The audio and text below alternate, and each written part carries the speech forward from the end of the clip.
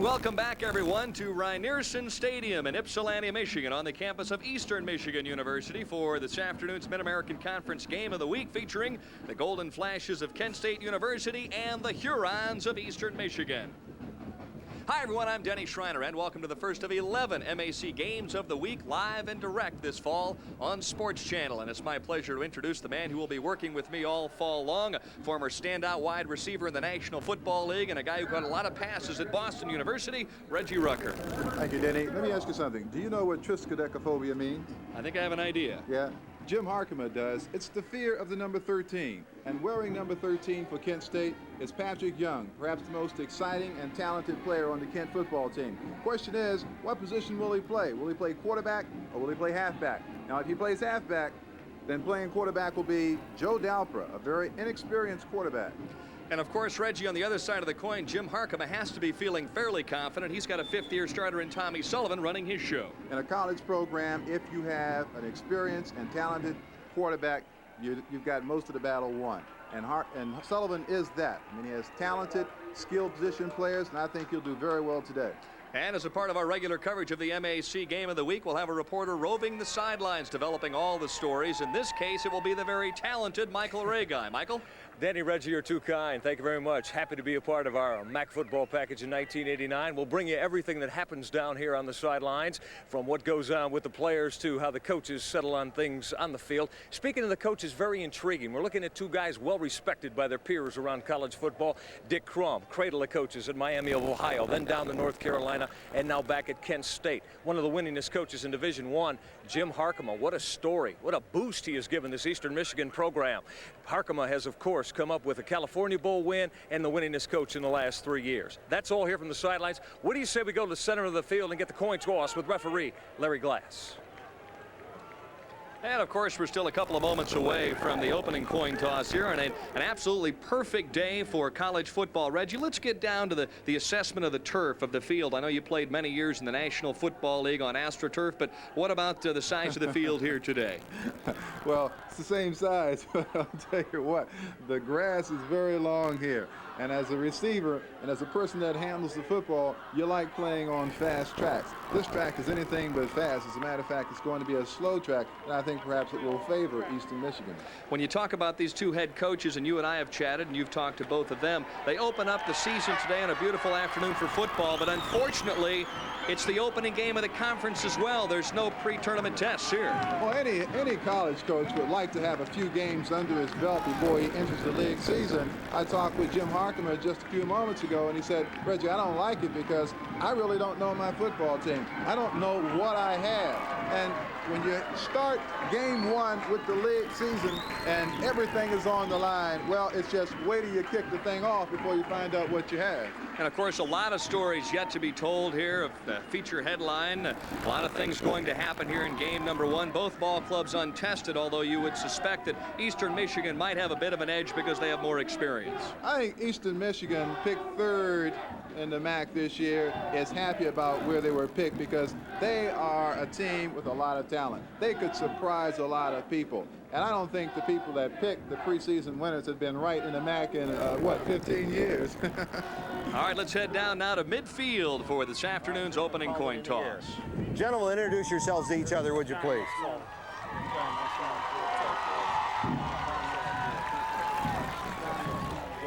Kent's going to call a toss in the air, and I'll catch the coin. If I don't, we'll flip it again. That one is heads.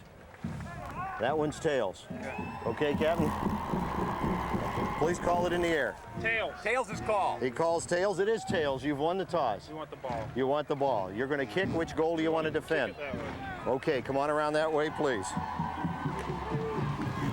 Kent won the toss and will receive. Good game, gentlemen.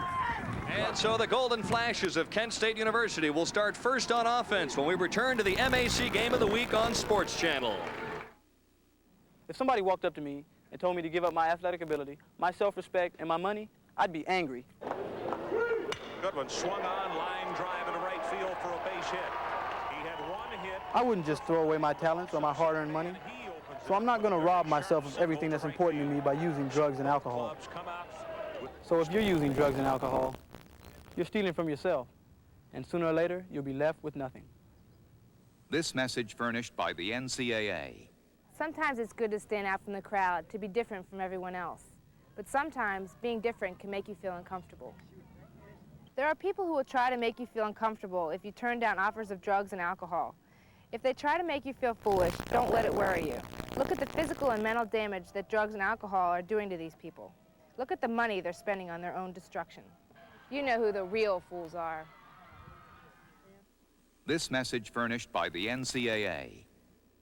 And welcome back, everyone, to Rynearson Stadium on the campus of Eastern Michigan University. Denny Schreiner along with Reggie Rucker. And Reggie, as far as the Kent State Flashes are concerned in this one here this afternoon, what are they going to have to do, hopefully, to come up with a victory? Well, looking at Eastern Michigan University, they have a lot of people. They play a lot of people, and they wear you down. And in terms of individual excellence, I think what Jim Harmon wants to see is someone step forward and take charge. Perhaps Tom Sullivan, the quarterback. Defensively, they are as strong as anybody in the MAC. They have 6 of the first 7 defensive front people returning. All right, we mentioned Eastern Michigan. Let's flip the coin now over and take a look at Kent State and what they will have to do here this afternoon to come up with victory number 1 on the season. Well, here's what you have to look for at Kent. You have to look for an outstanding game from Joe Dalper at quarterback. The offensive line is inexperienced, and in order to move any offensive team, you have to have an outstanding offensive line. Defensively, in order for Kent to win, they have to keep the score down. And there's a good look at Dick Crum. Obviously, he is very concerned after graduation with trying to fill the depth charts. He says that could be a problem heading in here into the '89 campaign. Dick Crum. You know, we're going to have to depend heavily on some of the older players. And our problem is we don't have much depth because normally you depend on your junior class and sophomores to fill in the void for those seniors where you're a little short, and we don't have that just yet. And of course, here at Eastern Michigan, they pride themselves defensively, and Jim Harkema's bunch, that's basically where they're best this season heading into the opener today. Well, I think the starting point for us is defensively. Our defensive line is big and strong, and it might be as big and strong as any I've ever had, and I'd like them to dominate the line of scrimmage. If we can do that, then we got a chance to have a great defensive football team. Denny, any coach at any level will tell you that the way to win championships is defensively. And Harkema is right. He has some outstanding defensive people that can apply pressure on the passer and also do an outstanding job rushing. Perfect day for football action. Not a chance in the world of precipitation. Rained very hard here in Ypsilanti yesterday. And back deep for Kent State, Patrick Young and also Aaron Kinnebrew. Just about ready for the opening kickoff of the MAC Game of the Week live on Sports Channel.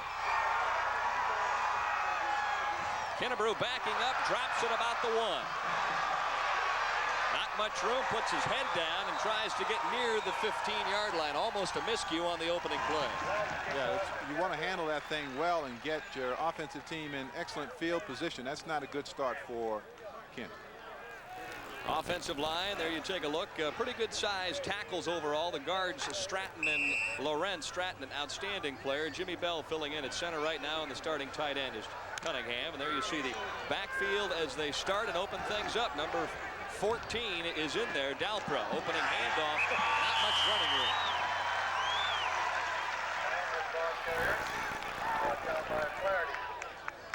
Eastern Michigan bunch fired up here on the opening set, and as we mentioned, Reggie, if they do have an edge, it's probably in the defensive interior line. Yeah, one thing, Scott Weicker, who plays the inside middle linebacker, one of the outstanding players in the MAC, was injured just a few days ago, and he's not in there today. Running out of the wishbone, that's what Dick Crum has installed. Patch back to Patrick Young, nowhere to go whatsoever. He's going to lose a couple of yards there as Eastern's defense rises to the occasion here in the opening series. What happens in the wishbone, if you're the pitch man, you have to make a decision on the run, and I think Patrick Young didn't do that just then. He should have gone inside. And a good look at some experienced defensive linemen. English, Bain, Peters, Mark, and Bass. Of course, the platooning, you'll see plenty of players there. Nesson, Flaherty, and Schooler are the linebackers, and the secondary also pretty solid as well. So it brings up third down now in a bunch. 13. Dalpro rolls, pitches, and Carocho dropped near the 11-yard line, so it's 3 consecutive running plays and just nowhere to go. That's that defense we talked about. that swarming defense. They get great penetration, and they were able to stop Kent that time. And it all began, Denny, because of the poor kickoff return. They got in the hole, and Kent wasn't able to express this offense. So the Flashes will have to kick it away after their opening series. Eastern Michigan looking very good. Low snap. And a low kick into the breeze. Good roll, though. And back to about the 40-yard line it comes. So Eastern Michigan starts 1st and 10 in excellent position. So field position is such an important part of football if you take a look at the offensive line. Davis, McHugh, Johnstone, Rowe, Toe, and also the tight end Flaherty. Some pretty good skill people as far as the backfield is concerned for Eastern Michigan. Take a look at those players maybe after the opening snap. Well, they're going to rule that he was back on the 43-yard line. That's where Eastern Michigan starts. Excellent field position. Doesn't waste much time giving the ball to Perry Foster. Cuts outside, has some running room, and is finally chased out of bounds at about the 31. Perry Foster played in the shadow of his brother Bob Foster last year. Is a player that can outrun the defense. They want to get him on the perimeter. They want to get him outside. Take a look at it now, coming right at you. Good perimeter blocking. And then watch the dip and go outside. And here's the speed that's required in halfback position. Once you get on the corner, you have to outrun some people. So it's 1st down and 10 for Eastern Michigan on the move here in their opening series. Foster again, this time on the tailback delay, picks up a couple of yards off the right side. Good play calling by Tom Sullivan there. And take a look now at the Kent State Flashes defensively. Stepanek, Tekmik, and Greitzer. Defensive interior line, probably the strongest part of the defense, an outstanding core of linebackers. And the secondary, they've had a few problems there trying to fill some people in, but they'll be gaining experience as the game wears on. 2nd down at about 7 here. Opening series for Eastern Michigan. They took over the ball on their 43. Play action this time. Sullivan to the sidelines, and the pass dropped by Flaherty, the tight end. You watch Tom Sullivan, number 17, in that pocket. He shows you why Harmon is so confident with him at quarterback. He's cool, he's poised, he stood back there, he picked out his receiver, put the ball right where it should have been, the receiver dropped it. Brings up now about a 3rd down and 7 situation. This time Todd Bell splits out wide to the right. Rodney Screen. He's a man to watch too. Very talented receiver. And Foster is in the slot, just one setback.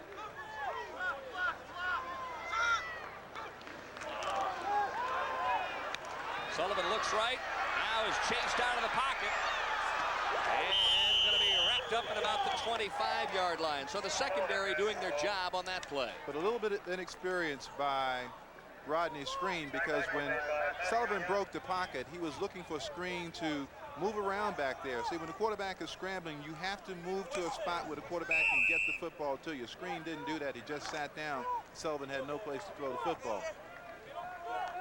So Tim Hennigan will try what will be a 44-yard field goal. More importantly, because of the new change in the rule, he won't have the use of a tee.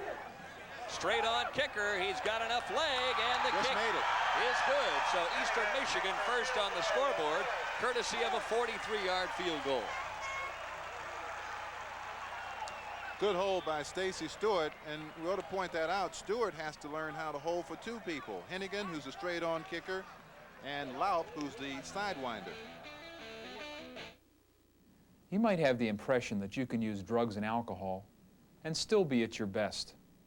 In fact, some people claim that drugs and alcohol help them to perform better in school, at work, in sports, or just helping them to get through the day. But you can see where those people really end up, hooked and helpless. Drugs and alcohol don't pave the way to success. They're nothing but a dead end. This message furnished by the NCAA. You might have the impression that you can use drugs and alcohol and still be at your best. In fact, some people claim that drugs and alcohol help them perform better in sports, at school, or at work. But you can see where those people end up, hooked and helpless. they destroy their own hard work. Drugs and alcohol don't pave the way to success. They're nothing but a dead end. This message furnished by the NCAA.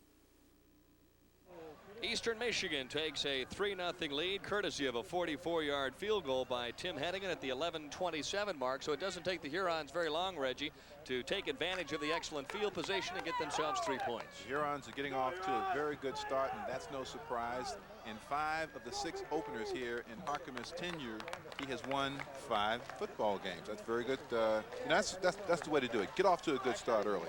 Similar scenario to what happened last year. Basically, Kent State was trailing 21-0 heading into the second half. They came back and scored 2 touchdowns late and were driving before losing 21-14. Kinnebrew and Patrick Young back deep in double safety. Let's see if they keep this ball away from Young. They do. Kinnebrew this time at about the 9. The wall of blocking, breaks 1 tackle, shoulders down up near the 30-yard line. Much improved performance. Yes, that makes all the difference in the world. Now you give your offense a chance to have some breathing room. The quarterback doesn't feel shackled by his play calling ability, and the offense in general has a better start now at the 30-yard line. And once again, number 14, Joe Dalpra, 5'10", 185-pound sophomore from Hoover High School in North Canton, remains at the quarterback position. The interesting statistic today, will he stay there all day long? Option. Pitches it out to P.J. Allen, I should say, and there is little or no running room for him. Okay, here's what's happening with the wishbone. In the wishbone offense, it's a triple option, and the very first option is the quarterback. Now, if they don't respect the quarterback, then they're going to let him go, and they're going to go to the pitchman. And that's what's happening right now. I think Dalpra is going to have to show Eastern Michigan that he can take the football and make something happen with it himself. Probably a better thrower than he is a runner, an aggressive kid, but obviously not with the quickness. That's what he has to do. There you see right there, pulls it up inside and gains about 3.5 on the play. That's what you have to do in a triple option. The quarterback has to come out there and make things happen himself. You see, Eastern Michigan knows that Patrick Young is the player on the field that can take the ball and take it all the way in one play. So they're keying on him. They want to shut him down. So it's up to Dalpra. 3rd down and about 8 yards to go for the Flashes, who were stumped in 3 plays. Dalpra took a shot right there, and so did Ray Caroscia, the left halfback. So it's 3 plays and out one more time for the Golden Flashes. It's not going to be easy. This is a veteran Eastern Michigan defensive unit. Watch the penetration right here. Watch the green shirts come across the ball. Ooh, wow, did you see the hit on Dalpra? My goodness.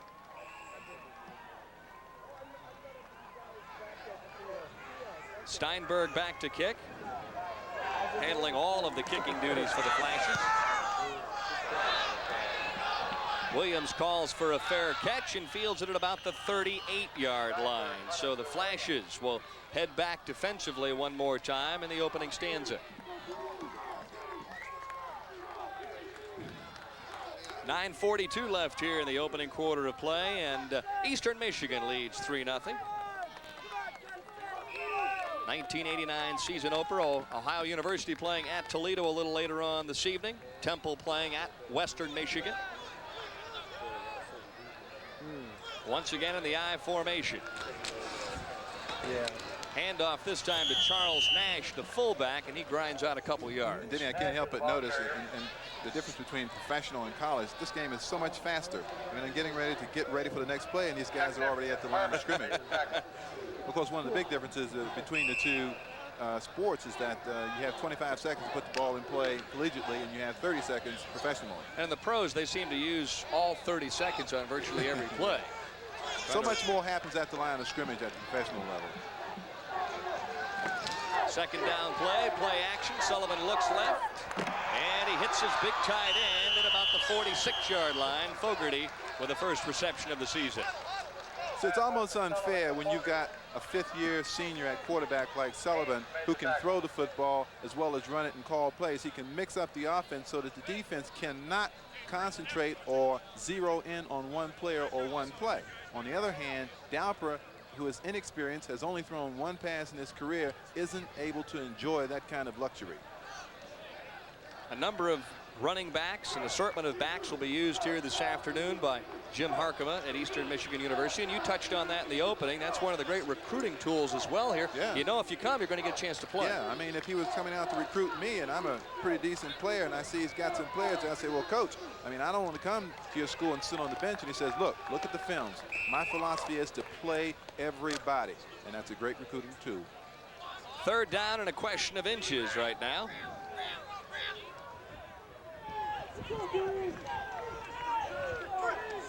Now we see a little wishbone from Eastern Michigan. Foster tries the right side, gets a fraction, but this one's going to be close.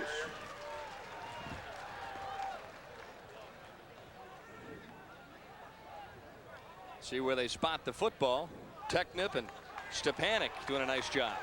It's number 22, Perry Foster getting in there. Stepanek and Ed Greitzer making the play. Greitzer is perhaps the finest pass rusher for Kent State.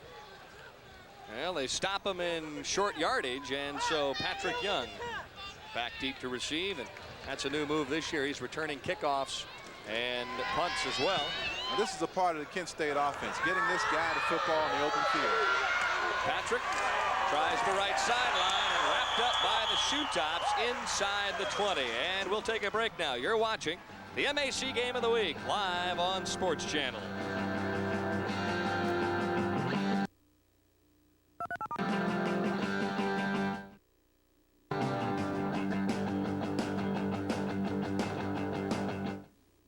I've heard people say that they use drugs and alcohol because they're bored. They seem to believe that drinking or using drugs will make their lives more exciting. But being out of control, being addicted, that's not my idea of excitement. Having goals and dreams and working to make them happen are what life's all about. Drugs and alcohol can do more than end those goals and dreams. They can end your life. This message furnished by the NCAA. You may know some people who use drugs to have fun. At Builders Square, we wanted a ceiling fan design just for us. We wanted the best, so we went to Hunter. We insisted it have real wood blades with a big 52-inch diameter. It had to have 3 speeds and be reversible. It had to come in 3 finishes, yet cost only $79. And oh yeah, just one more thing, it had to feel good. Builders Square, we're America's largest home improvement warehouse, because the more we sell, the lower the price. The lower the price, the more we sell.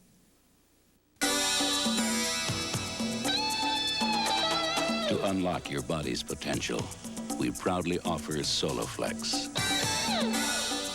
24 old-fashioned iron pumping exercises, each correct in form and balance. All on the simple machine that fits in the corner of your home. For a free brochure, call anytime. Now, that's exactly what Eastern's defensive line is doing, controlling the line of scrimmage. Number 58, Sean Shota. Nice play defensively there. 8 different guys basically man that defensive line. It's a platoon system all the way. Second down and 8, a pickup of about 2 yards on that fullback play. This time Dalper hitting the backfield, makes the pitch, but it's too little too late. Ball squirts loose, but Karosha was ruled down. Once again, tremendous penetration on the outside. They're unable to handle the rover back, Jerry Smith. I mean, he is all over the place. All right, going to the right of your screen, there's the penetration, destroys the option. And it's just, I'll tell you what, this is a good-looking defensive unit. Third down now and a dozen for the Kent State Flashes, who are still looking for their first down of the football game, and we're at 6:36 here in the opening quarter. This is their 3rd possession.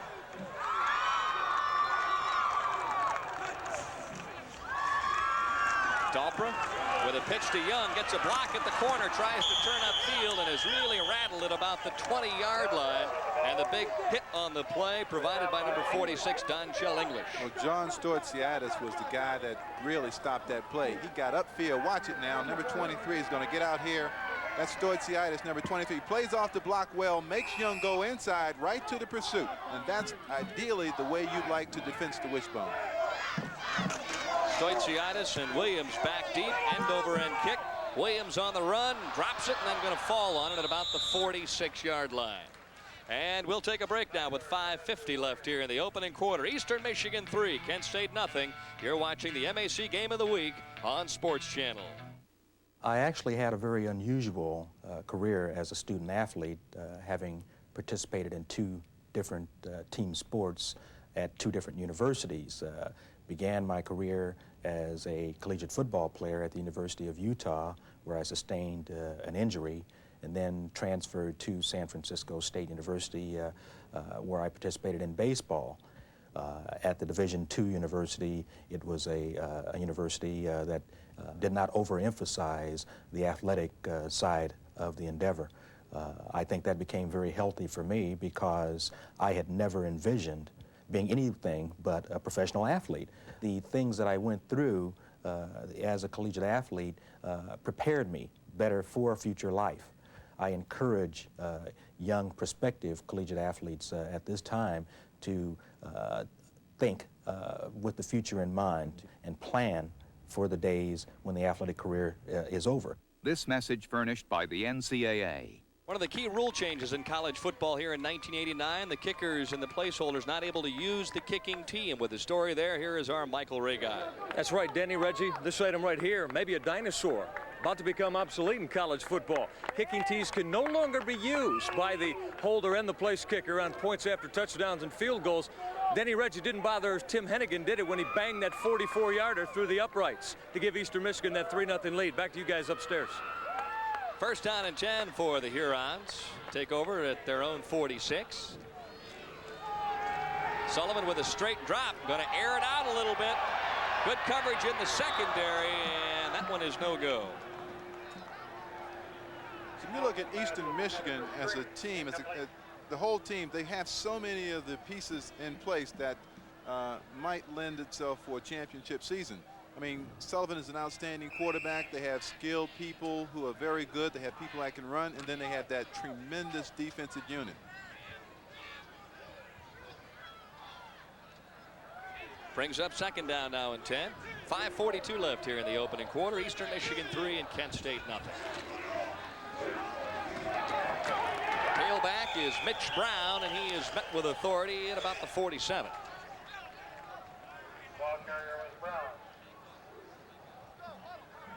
Brown, a 6'1", 212-pound sophomore. And now it's third down and the better part of 9 yards. Picture perfect day for football. Temperature about 70 degrees, slight breeze.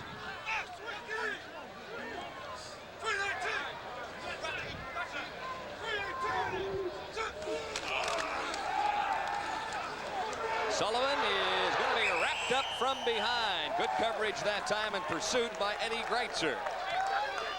Well, Sullivan had Patrick Walsh, number 84, on the pattern, but he wouldn't throw the football because Walsh didn't get enough for the first down. Now, see, he's looking over this way. Watch you see number 84 come into your picture. Now, that was a mistake by Walsh because Walsh should have been further up the field, get enough yardage for the first down.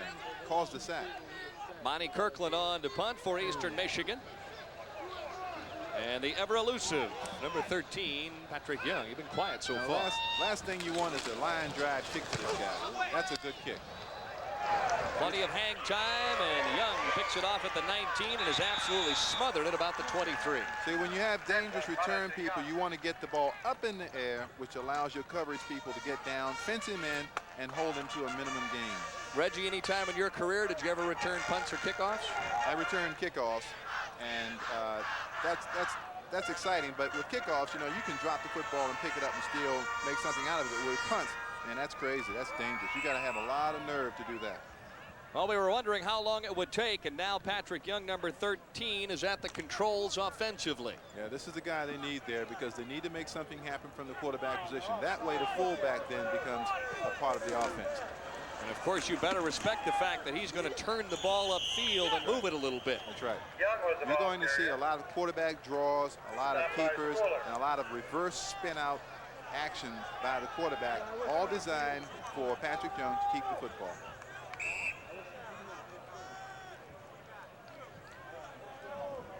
In just 2 seasons, Patrick is ranked 10th among the all-time rushers. He's only 5'9", 168 pounds, but he's a dynamite little package. There's the spin out.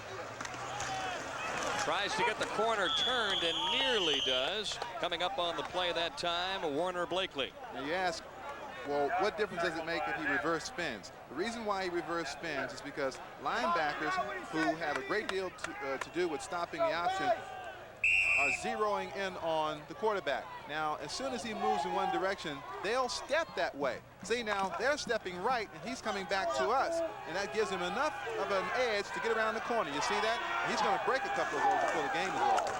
3rd and 2, and Trent takes it off tackle, and as you said before, the minute you start paying attention to the quarterback, that fullback comes right at you. This is the guy that has to make this offense run. And you might ask us, well, why is he playing quarterback to begin with? Well, he doesn't want to play quarterback. As with most collegians, they're always thinking about the next level. How can I make money playing this sport? And of course, you can't play quarterback in a professional game. Not at 5'7", but he could be a return guy. Yes. I don't know if he's big enough to be a running back in the National Football League. What he's trying to do is trying to display his running ability. Well, they've yet to come up with a 1st down and 10, and they're an eyelash away, and no, they're going to give it to him. So Dick Crum is probably breathing a little easier at this point. Well, I'll tell you what, you give this offense about 5 more yards of operating turf, and then they're going to be able to do all the things they want to do, including, now, when Young is on the pitch, Denny, he is a very daring player. He'll hold that thing to the very last minute, and that's the kind of nerve you have to have when you're the option quarterback.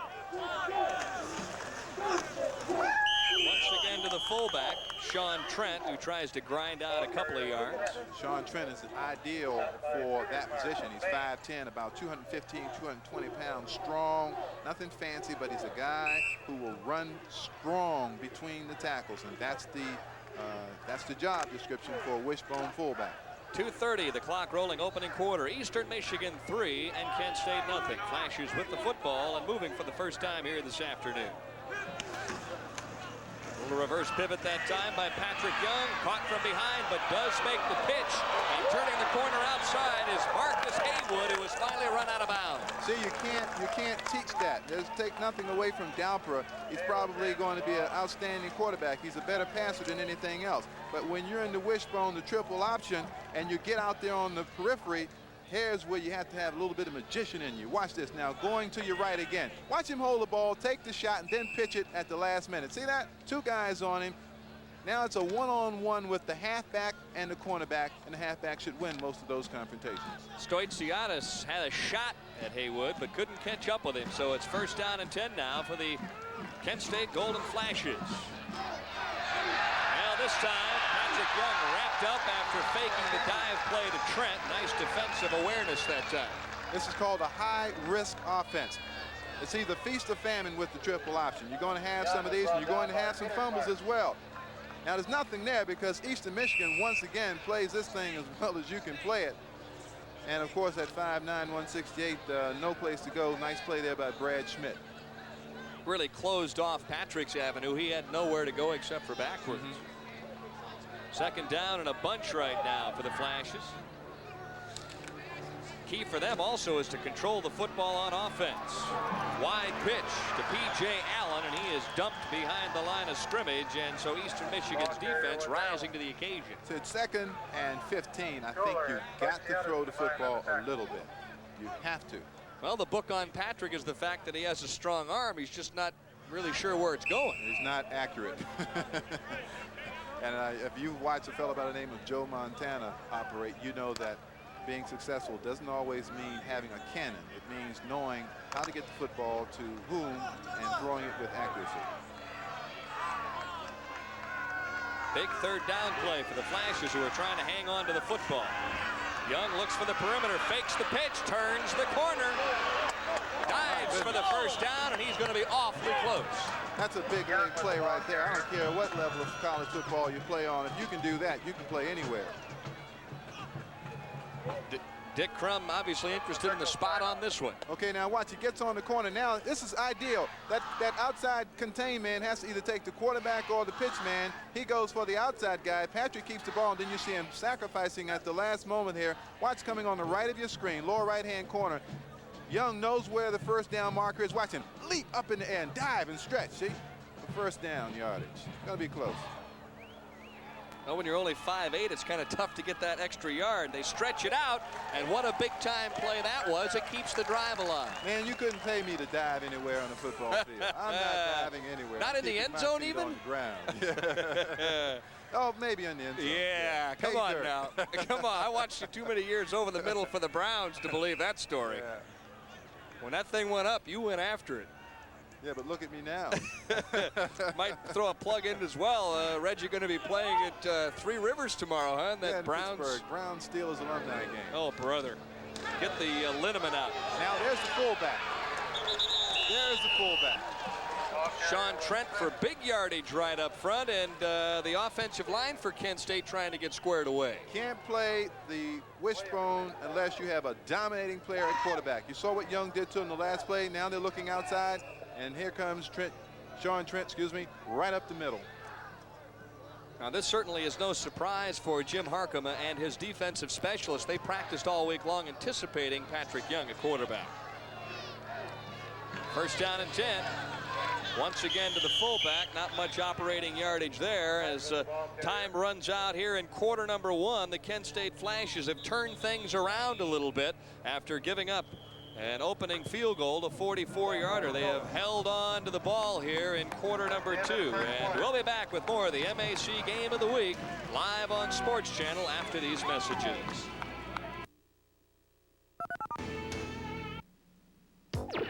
In the pizza delivery game, the Noid can zap ordinary pizzas.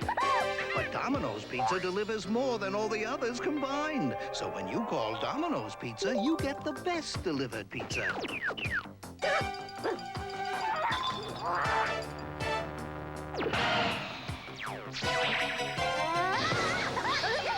The Noid just can't beat the best. Domino's Pizza. Nobody delivers better.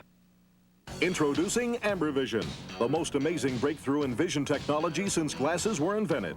These super glasses actually improve vision indoors, outdoors, day or night. We guarantee it. Look, AmberVision blocks the blurring blue rays, the same rays that cause haze and fog. Everything is so much crisper and clearer. I can't believe my own eyes. They're amazing.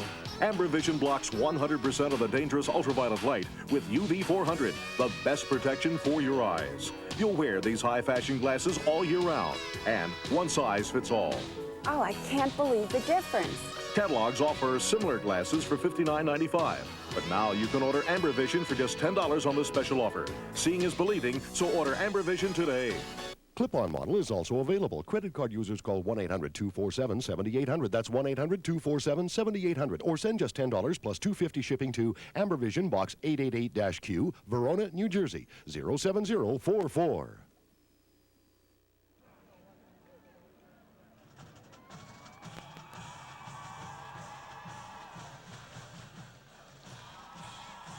And welcome back. And our Michael Reghi has a very interested football fan down on the sidelines. Denny, that's correct. At MAC football games, you find illustrious coaches that have their roots in the MACs. Ladies and gentlemen, this is Bill Mallory, the outstanding head coach now at the Indiana University. Bill, you and Dick Crum go a long way back in Miami of Ohio. Great friends. Yes, Mike, we do. And I hired Dick back at Miami of Ohio. He coordinated my defense and just an excellent football coach. When you look back on times in Miami, Bill, it's called the cradle of coaches. There have been outstanding ones come out of there. What has made it such? Well, that question is often, asked. I just think it's the quality of people they've been able to attract there. Not that I was a part of it, but as you look through the years there, the people that were in administration, the coaches, the players, Miami's a quality school, and I think it just attracted quality people. Bill, always great to see you. Good luck with the IU Hoosiers. Expecting big things in the Big Ten. Thank you very much. Bill Mallory, Denny, and Reggie, one of the greatest ever to come out of the MAC. Back upstairs. Really has turned things around for those Hoosiers in Indiana. Third down play. Patrick Young keeps it himself. Going to be shy of the first down. It's important now for Patrick Scooter, Denny, to know not to do anything extremely risky because, and here comes the field goal team right now. Larry Steinberg, of course, will attempt. This will be, let's see, they're on the 22, add 7 to that, 39-yard field goal attempt. All right, good look at the statistics. Boy, you wouldn't think that Eastern Michigan was leading. Flashes, though, since inserting Patrick Young at quarterback, have started to move the football. So it's about a 38-yard attempt for Larry Steinberg. And this one has plenty of leg, but it misses a little wide to the left. And so the Flashes blow a scoring opportunity here as they try to tie this one up. You're watching the MAC Game of the Week live on Sports Channel.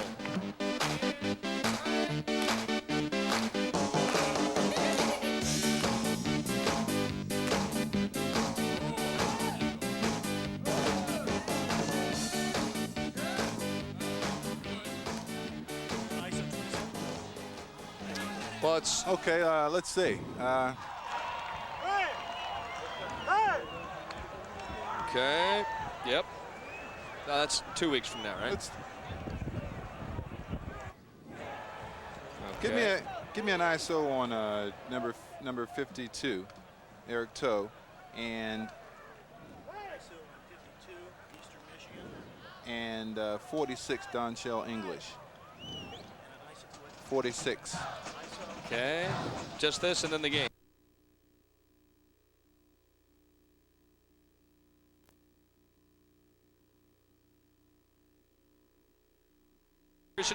Airtime beginning at 12:30 Eastern. Should be an outstanding game. Bobcats much improved down in Southern Ohio. Not much running room left side, and all of a sudden Kent State's defense starts to get a little stingy. That's what we talked about. In order for Kent State to have a chance to win in this football game, those linebackers particularly have to play well all along the line of scrimmage and keep this a low-scoring game. If they can do that, which right now they're doing, they have a chance. All you want to do is keep your football team in the game in the fourth quarter when you're on the road and take your chances after that.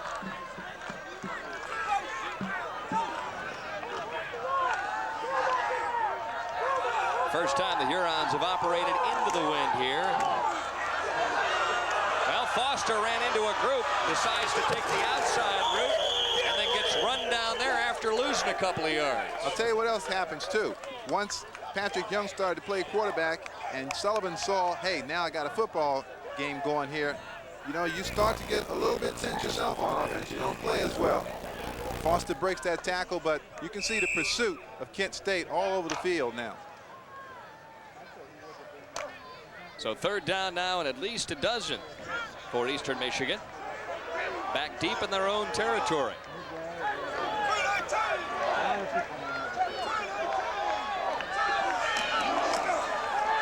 Sullivan with time to throw, lifts it down the left side, and Foster comes up with a play out of the backfield.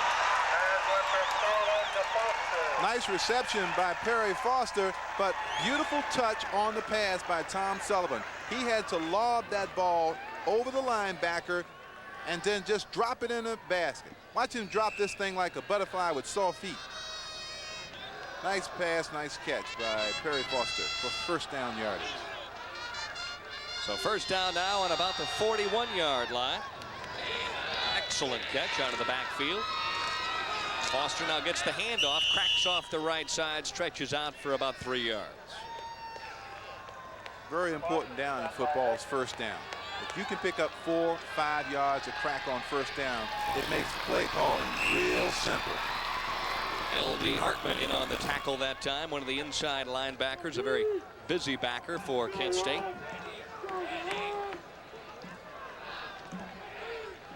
The early numbers on Mr. Sullivan. Jim Harcum has a great deal of confidence in number 17.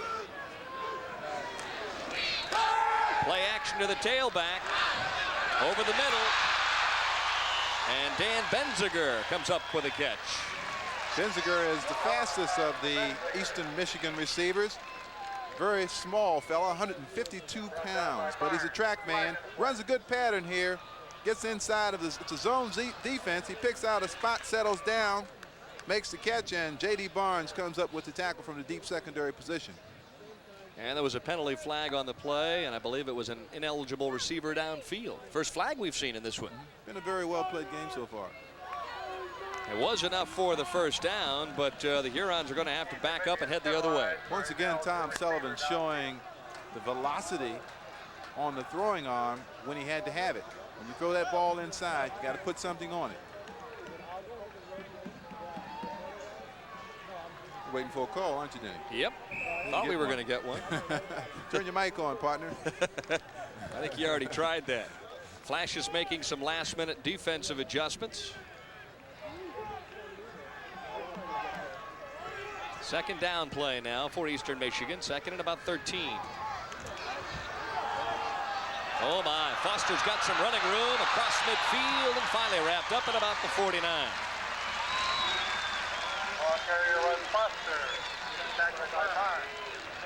Good looking halfback, Perry Foster, 6 feet, 195 pounds. Draw play, great blocking up front. We talked about the experience on the Huron's offensive line. They show it right there. He gets all he can get and then puts his head down and gets a couple more. 10:37 remaining here in the second quarter of play. 3-0 Eastern Michigan. Talking about that Eastern Michigan offensive line, Eric Toe up there, 6'6", 275 pounds. You got Mike Rose, 6'2", 275 pounds. That's a big right side of the offense, and those people are very experienced. And the rest of that interior, Gordy Johnstone at center, Mark McHugh at right guard, and the right tackle, Kurt Davis. There you see, coming up a little bit shy here. It'll be 3rd down and inches. Kent State stopped him in the opening quarter, 3rd down and short. Well, they're at a position on the field right now, Denny, where the offense has all of the aces. I mean, there's so many things you can do here because you know if you lose the football, you're going to put the opponent in real tough field position. So, and this might even be 2-down territory. We're still early in the ball game, but I wouldn't be surprised to see Harmon go for this if he doesn't pick it up right here.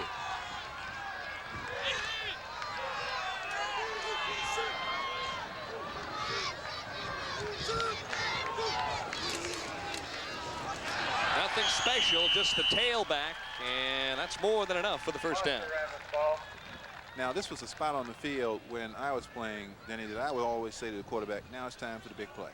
It's time, you're in a position now where it's time to strike.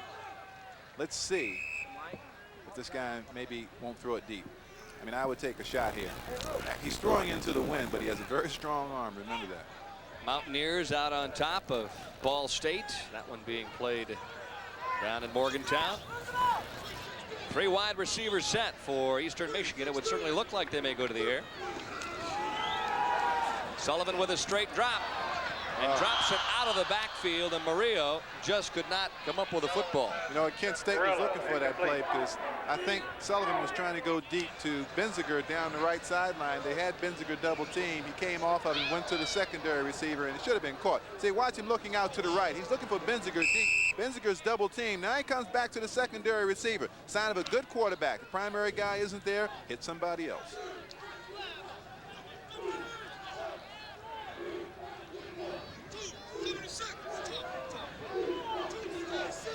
Sullivan with a good look at Kent State's defense. Calls for the quick out. Mitch Brown wrapped up and tossed out of bounds at about the 41-yard line. Was that an audible? Yes, it was. And I like the way that Eastern Michigan utilizes its halfbacks in the passing game. Sullivan is doing quite a bit of checking off at the line of scrimmage. Watch, this is another check off. Comes out of here, didn't see something that he liked, throws the ball out to Mitch Brown. Good catch, picks up about 8-9 yards. Once again, they're trying for a first down. 3rd down now and short yardage.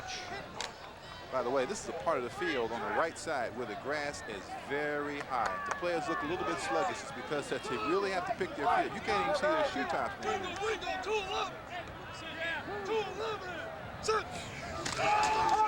And a pass on 3rd and 2. A little drop out to the tight end, Flaherty.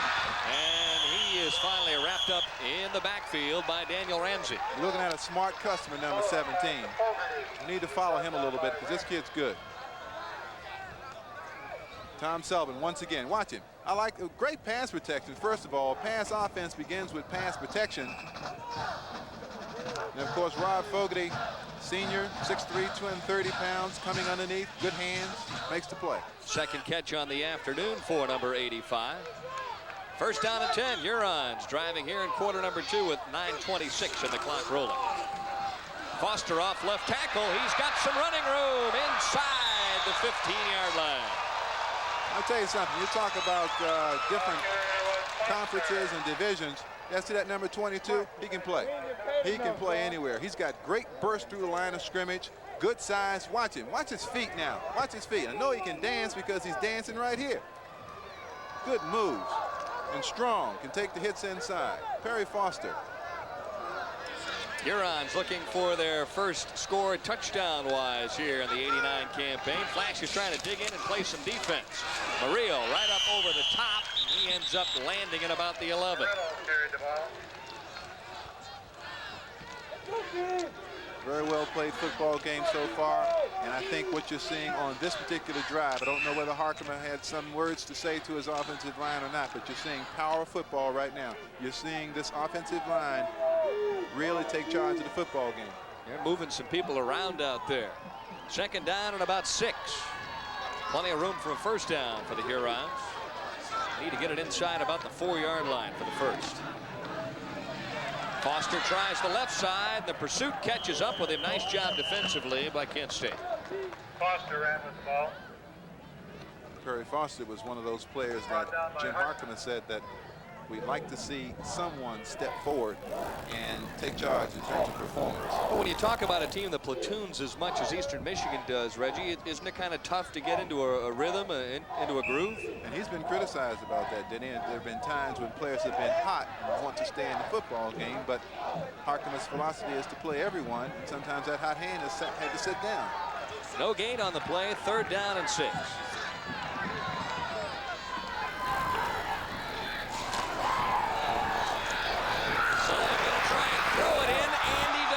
Touchdown for Danny Bennett.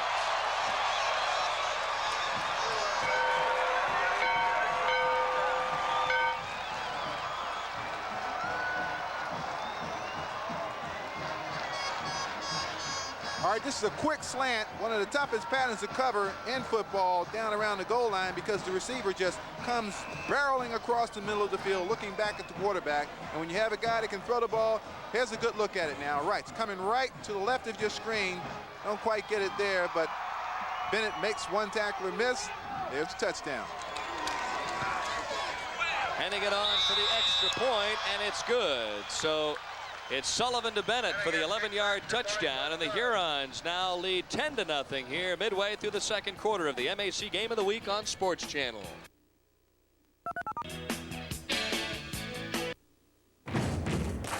The Worm. Listed badly. Rodman on the run. Reaching. No foul by Rollins. Rodman. 10. The Spider. Short knock away by Sally. Another steal for the Pistons. John inside. Lays it in. Hussey is fouled. Zeke. Inside. Had him kick it back out. 10 to shoot. Isaiah senses he may have to get off a shot. Throws it over. Ball! Counted! Coming this fall to Pass Sports. Tonight's event is brought to you by Highland Superstores. Nobody gives you more, and nobody but nobody sells for less. By Stroh's and Stroh's Light, fire brewed for smooth, consistent taste. And by Builder Square, where you get the lowest prices on home improvement every day. Now 10 convenient Detroit locations.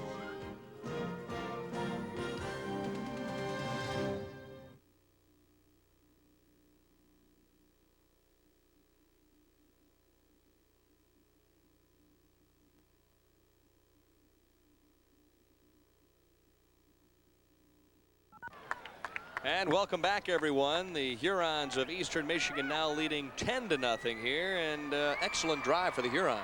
Certainly was. 13 plays, 73 yards, featuring the passing of quarterback Tom Sullivan. And that was Dan Bennett who caught the touchdown pass, and he was a defensive back up until a couple of weeks ago. He's a converted defensive back. I didn't think those guys could catch. Well, of course, you know what to do when you're an offensive receiver then in that position. And, of course, all fall long we'll be featuring a number of updates score-wise on the MAC Sports Phone scoreboard. And we do have a couple of things to update. We have a correction on the opening score here between West Virginia and Ball State. Nothing happening down there yet as far as the board is concerned. And we're ready to start live action here. See, what they need to do is put an I-tandem back deep. That way, Patrick Young can handle every kick. This way, when you're split, you see, then you can kick to the guy you don't want to have the football. Pretty good kick into the wind, and Kinnebrew bobbles it and is fortunate to fall on it and recover his own miscue at about the 24. Of course, I mean, you can kick away the guy you don't want to have the football. But if that's what I would do in a tandem back there on kick return team. I put him in an I formation and then I let Patrick Young just take the ball every time. Into the wind that time. The kick knuckleballing a little bit. Has to be awfully tough to try and run it down. Now we see Joe Dalpra, number 14, the starter at quarterback for the Flashes after the last series was replaced. Now he's back in offensively. Probably just a breather for Patrick Young. 10-0 Eastern Michigan on top. 7:37 left to go here in the opening half. We also see split backs for the first time this afternoon. Dalpra's pass is batted down right at the line of scrimmage. Well, they don't have any quarterback that's really tall enough to stand in there and fire it, except for Scott Fortcamp, who is about 6 feet 2 inches tall. But watch, you see, Dalpra is 5'10", and he can't see over Herman Baines' outstretched arms. Flashes into their passing series now.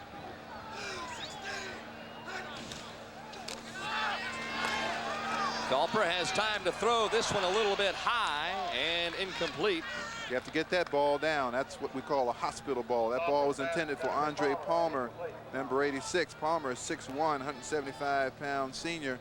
Ball got away from him. Why is it a hospital ball? Because if you catch it, they're going to send you to the hospital. Is that the one where you go back to the huddle and you say, excuse me? Yeah. Pardon you me. go, call it back. Wilt Chamberlain, I'm not, believe me. Yeah. Get it down in the numbers. Dalpra rolls a little right, now flares it out. That one is high and away. So 3 straight pass plays for Kent State and no completions. And 3 straight high balls. And you got to think about this now. Dalpra's been sitting over on the sideline about, the last 30, 35 minutes, hasn't had a chance to play. And normally if you come into a ball game and you're not warmed up and you're pressing, you don't have the accuracy you need. Steinberg with the help of a breeze. Nice high kick. Williams backpedals, takes it at the 32. Heads to the middle of the field, and he's got a little wall set up. Oh, wow. He's across midfield. Got to beat Steinberg, and Larry finally wraps him up and pushes him out of bounds. I tell you, he made the wrong cut, really. If Anthony Williams comes back to the middle of the field, this is a touchdown easily. Now watch it. You're going to see a classic wall of blockers on the right side. Look at all the green shirts. Now he's going to decide to go back outside, because he goes inside here, there's no one there. If he goes inside there, and he can't seem to just outrun Steinberg. Steinberg, the last man between he and the end zone, and does his job. So the Flashes will have to scratch a little bit defensively here. Oh, great play. Foster wrapped up in the backfield. Eddie Greitzer providing the defensive charge. That's the kind of play you need in transition defense. When you're on the ropes right now, you need somebody defensively to make a big play. Greitzer did that just then. Anthony Williams with a brilliant punt return. That's the only problem. You have that prevailing wind. Sometimes you outkick the coverage, That's too. Right. Good point. You need your seniors to step forward for you now. Kent State, the seniors on the defense, to come in and make some big plays. Greitzer just made one. 2nd and 15 for the Hurons, who lead 10-0 here in the second quarter. Oh, a quick pop. Foster tries to take it upfield and is inside the 20. Stop by Massimiani.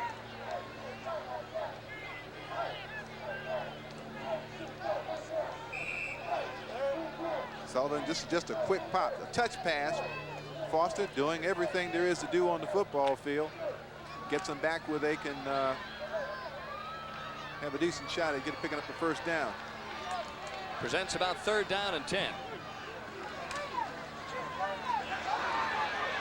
Sullivan rolls right, plenty of time to look, throws back against the grain, and there's a fumble now on the play. A mad scramble. Looks like maybe the Hurons have come up with a football. No, Patrick Walsh isn't having a good day. You're going to see an excellent play fake. by Tom Sullivan.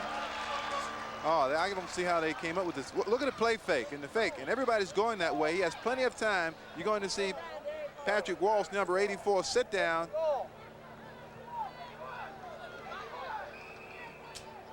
Said Paul Haynes that made the recovery.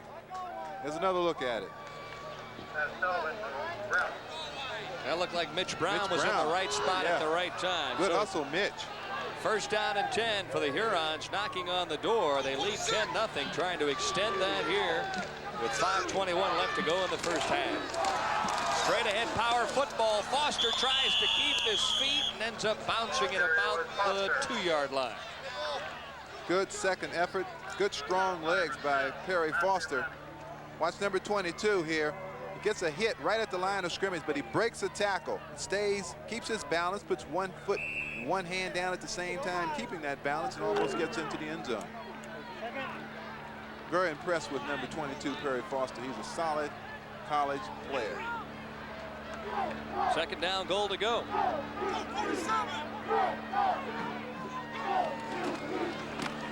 Foster this time left tackle. Does he have enough? Not quite.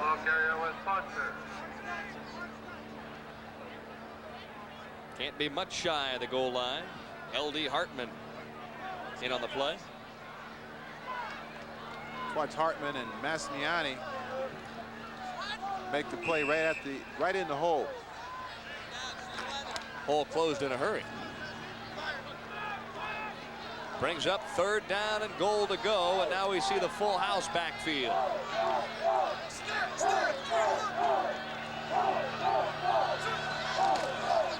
Quick handoff to Charles Nash, who basically rambles in uncontested. And it appeared that no one wanted to hit Charles Nash. I'll tell you why. He's 5'10", 250 pounds. Watch the wishbone here. Watch. There's a little fat guy, as Coach Harkema calls him. He says he's one of the greatest blockers he's ever had in the collegiate level. Untouched, Charles Nash at fullback. So the Hurons bursting out to a 16-0 lead here with 3:58 remaining in the opening half, and Hennigan will try and make it 17. No problem with the kick, so the Hurons in full control here, trying to win their third consecutive opener. And we'll be back with more of the MAC Game of the Week after this timeout. One reason I chose Ohio Wesleyan was that I knew I wanted to play intercollegiate athletics. And Ohio Wesleyan, as well as the other schools in the old Ohio Conference, have a strong tradition of making opportunities available for those students who do want to participate in intercollegiate athletics. Being part of a team has the kind of mutual self-sacrifices, the commitment to a common goal, and the need to communicate that prepare a student for a lot of different things later in life. I think one of the most important lessons I learned from playing soccer was that to win, you had to prepare. And as a team, we understood that we had to train, we had to practice, we had to set a game plan and stick to it. And that being prepared was often the difference on game day. And I think that preparing to win has a lot of application off the athletic field. This message furnished by the NCAA. It makes putting points on the board much easier when you start those scoring drives from closer. And Anthony Williams obviously gave Eastern Michigan excellent field position. It only took him 6 plays to go the other 19 yards. Charles Nash with the 1-yard dash. We're also seeing some diversity in the offensive sets of Eastern Michigan. They're using, we talked about how they use a lot of skilled people. They're getting everybody involved in the attack, and therefore it is awfully tough for a defense to key on any one player. Well, they have Nash powering inside, Foster and Mitch Brown at the tailback position, a host of receivers, and a very talented quarterback. That's right. You've touched on that a couple times, Reggie. I know you're impressed with Sullivan. Kennebrew on the move at about the 15. And going to be caught shy of the 30-yard line at about the 28. See, a little bit too much hesitation on a kick return like that. When you get the football on a kickoff return, you've got grass out there. Get it up the field right now. You don't tiptoe around like that.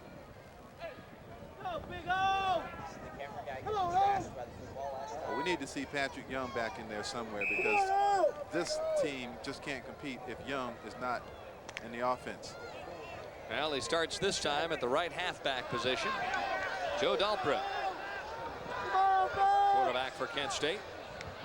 This time Patrick Young is in motion. Give it to him.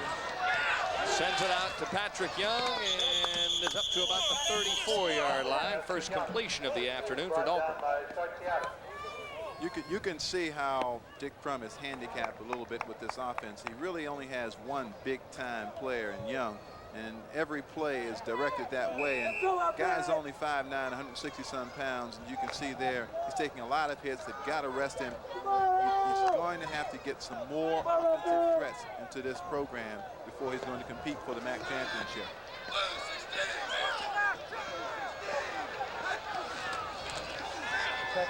Dalpra looks right, throws right, and this one incomplete.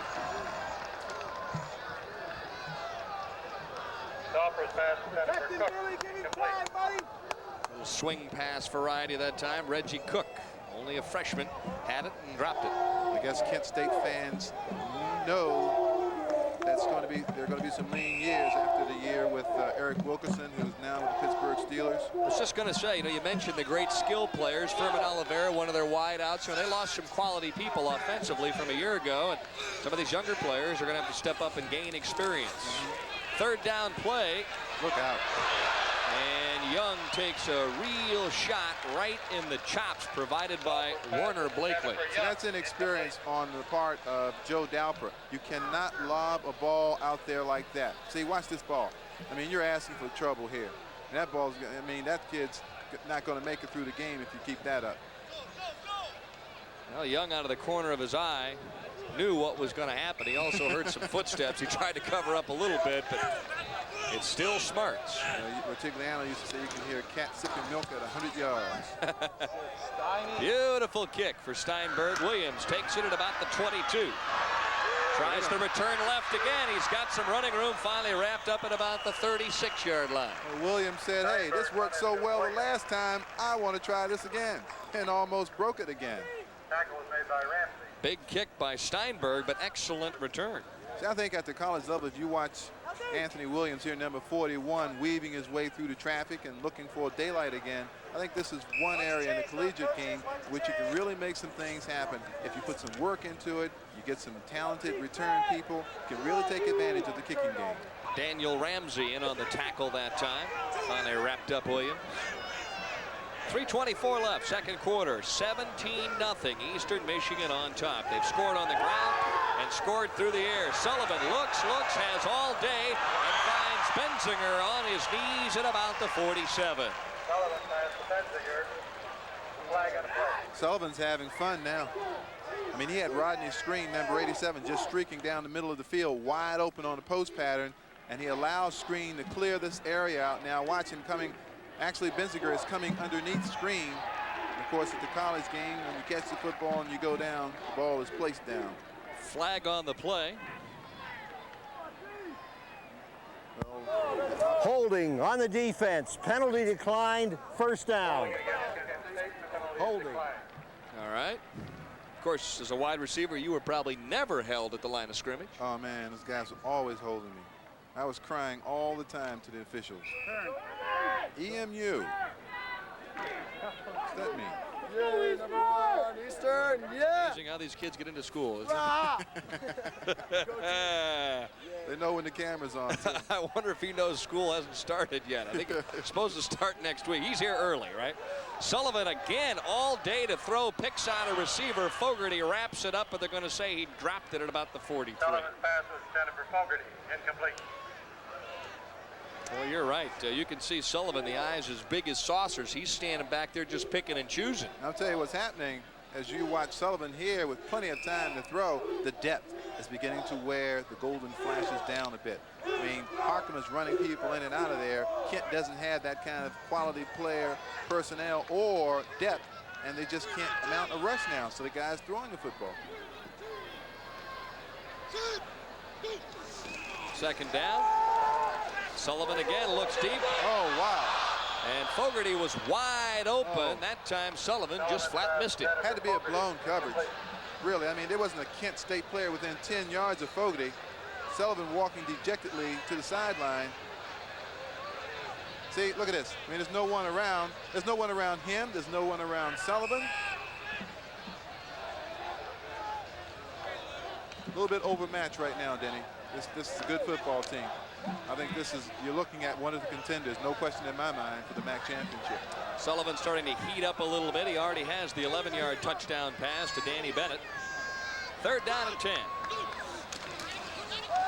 Play action. Sullivan directs a little traffic, throws back across the grain. And the pass is complete to Tim Kellogg. Well, I think we're going to have a roughing the passer penalty because Sullivan went down hard. Yeah, I got a roughing the quarterback, 77. Jeff Stepanek, number 77. Watch it here after the pass is Roughing the thrown. passer. Now watch Stepanek. Well, tack it on. Roughing the passer on the defense, added on to the penalty. 1st down. That's always one of the harshest penalties in football because not only do you get the gain, but they tack on 15 more yards. And more importantly, with 2:38 left to go here in the 2nd quarter of play, it puts Eastern Michigan in a situation where they have the ball 1st down and 10 now at Kent State's 27, rather than punting the ball away because the completion was not enough for the 1st down. Hurons leading 17-0. They led 21-0 at halftime a year ago before the Flashes scored twice in the 4th quarter. Sullivan drops it off to Charles Nash, and he is belted by L.D. Hartman, but not before he picks up 5 or 6. Sullivan is rushing everybody downfield. He's getting Rodney Screen and Benziger, those people with speed, deep into the secondary, and he's bringing that halfback around outside, and he's dropping that fullback right up the middle. Now, with the defense backing off, trying to cover everybody, there's no one to cover the short passes. That's just real smart football. Eastern Michigan, the Hurons have called for a timeout. They want to take full advantage of this last scoring opportunity here in quarter number 2. They already lead 17-0. And Reggie, I think you have to be impressed with their ability to run the football and also pick and choose where they want to throw it. Diversification in this offense is very good, and you've got to have a player who understands that concept and is willing to get the football to everybody. And I'll tell you what, you have fun in an offense like this. And if you've enjoyed this one this afternoon, our opening MAC telecast on Sports Channel, here's the menu for the rest of the month of September. Eastern Michigan and the Ohio Bobcats. That'll be a tremendous game down in Athens. Ball State playing West Virginia today. They'll match up with the Rockets over in Toledo at the Glass Bowl. And on the 30th, Central Michigan and the Redskins of Miami. I'll tell you, Central Michigan was picked to win the MAC this year. If they're better than Eastern Michigan, you're going to see a whale of a football game when these two teams get together. 2nd down and short yardage for Tom Sullivan and company. Pressure being provided from the outside, and Sullivan is wrapped up after a loss of a couple. So the Flashes finally applying some pressure. What you have to do, I mean, you got to get upset a little bit about a guy, you know, rubbing your nose in it, and you got to have some pride and just bring it now. Buckle your chin strap time and come with everything you have. 3rd down now in the better part of 8 yards for Eastern Michigan. Benziger out wide to the right. Sullivan waits till the last possible moment and pass downfield. Goes incomplete, intended for Rodney Screen. Sullivan threw the football as he was backing up. Now, that's not very good technique. You need to get set and drive the body forward with the throw. He was trying to throw the football as he was backing up, and he didn't have enough on the pass. Stacy Stewart on to hold. Tim Hennigan will attempt a 42-yard field goal. This one into the wind. He's already hit from 44, but that was in the opposite direction.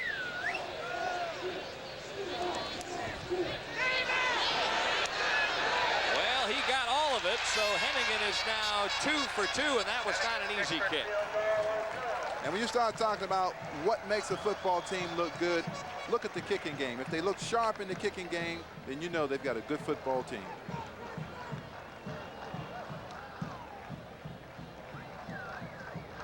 Good crowd up here, too. Here's another look at it. straight-on kicker. Very few of these people around today, straight-on kickers. Very happy, very excited young man, number 21, Tim Hennigan. Well, he hit it solid from the moment it left his foot. He knew it was probably going to be long enough. It was just a question of whether or not it was enough to make it to the uprights. Well, this is a familiar scenario for Dick Crum. His team trailed 21-0 here at halftime a year ago. And was able to come back and did it with Patrick Young. Not so sure that's going to happen today. Sponsored by EMU Continuing Education, General Motors family at Willow Run. A couple of touchdowns, one on the ground, one through the air thus far for Eastern Michigan. And then with 1:28 left here before the halftime intermission, Hennigan hits his second 40-yard plus field goal. And the Hurons lead this one 20-0. Well, you know, football is back at Eastern Michigan University. They've had the finest record in the conference over the past 3 years. And you look at this crowd today, it's got a very nice crowd here, right in the shadow of Ann Arbor. Perfect day for football, and we mentioned the students don't come in until next week, right after Labor Day, so it is an outstanding crowd. Get about 20,000 plus in here to the stadium. Now this is a knuckerballer that Kennebrew picks up at about the 10. Heads to the short side of the field. Not much running room there, and there's a collision at about the 20. Every time you mishandle one of those kickoffs like that, you know you're going to put your offensive team in a hole. Next week, Eastern Michigan will entertain Youngstown State University, and the Kent State Golden Flashes head to the Rubber Bowl in Akron to take on Jerry Faust Akron Zips. Other action today, Ball State playing at West Virginia. Western Michigan at home against Temple. Remainder of the MAC teams all starting up next week. Dalper with a 5-step drop, makes the throw. Nice grab on the sidelines, but they're going to say that he was out of bounds. Dalper's pass intended for Barnes, incomplete. Sean Barnes with the reception, but he was out of bounds. Looked like he appeared to be in bounds to me. I wonder whether he had possession when he hit the ground. Seemed to be struggling with that pass a little bit. All right, 7-3, an updated score on the Mac Sports Phone scoreboard. And the Broncos out on top of the Temple Owls.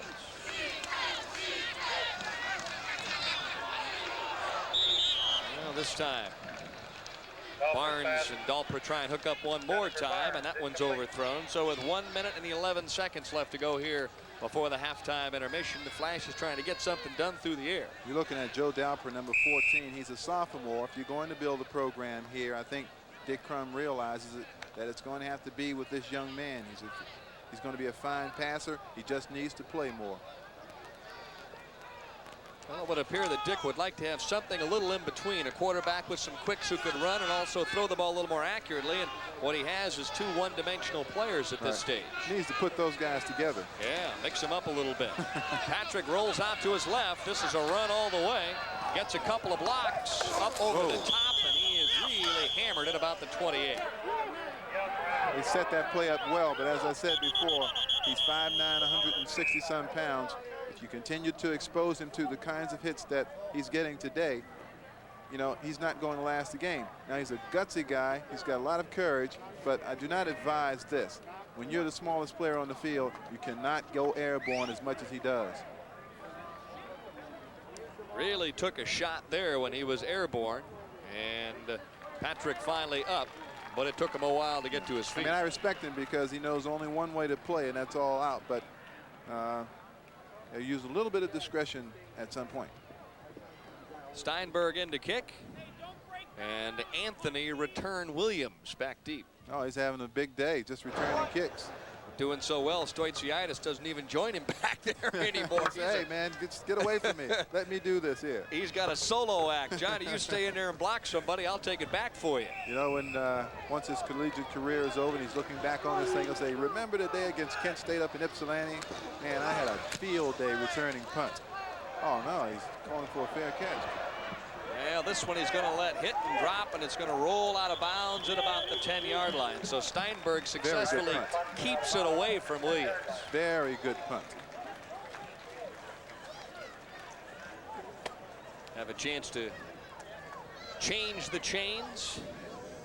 Excellent crowd on hand, and now I guess it's a question of Dick Crum heading to the locker room and trying to make the adjustments necessary.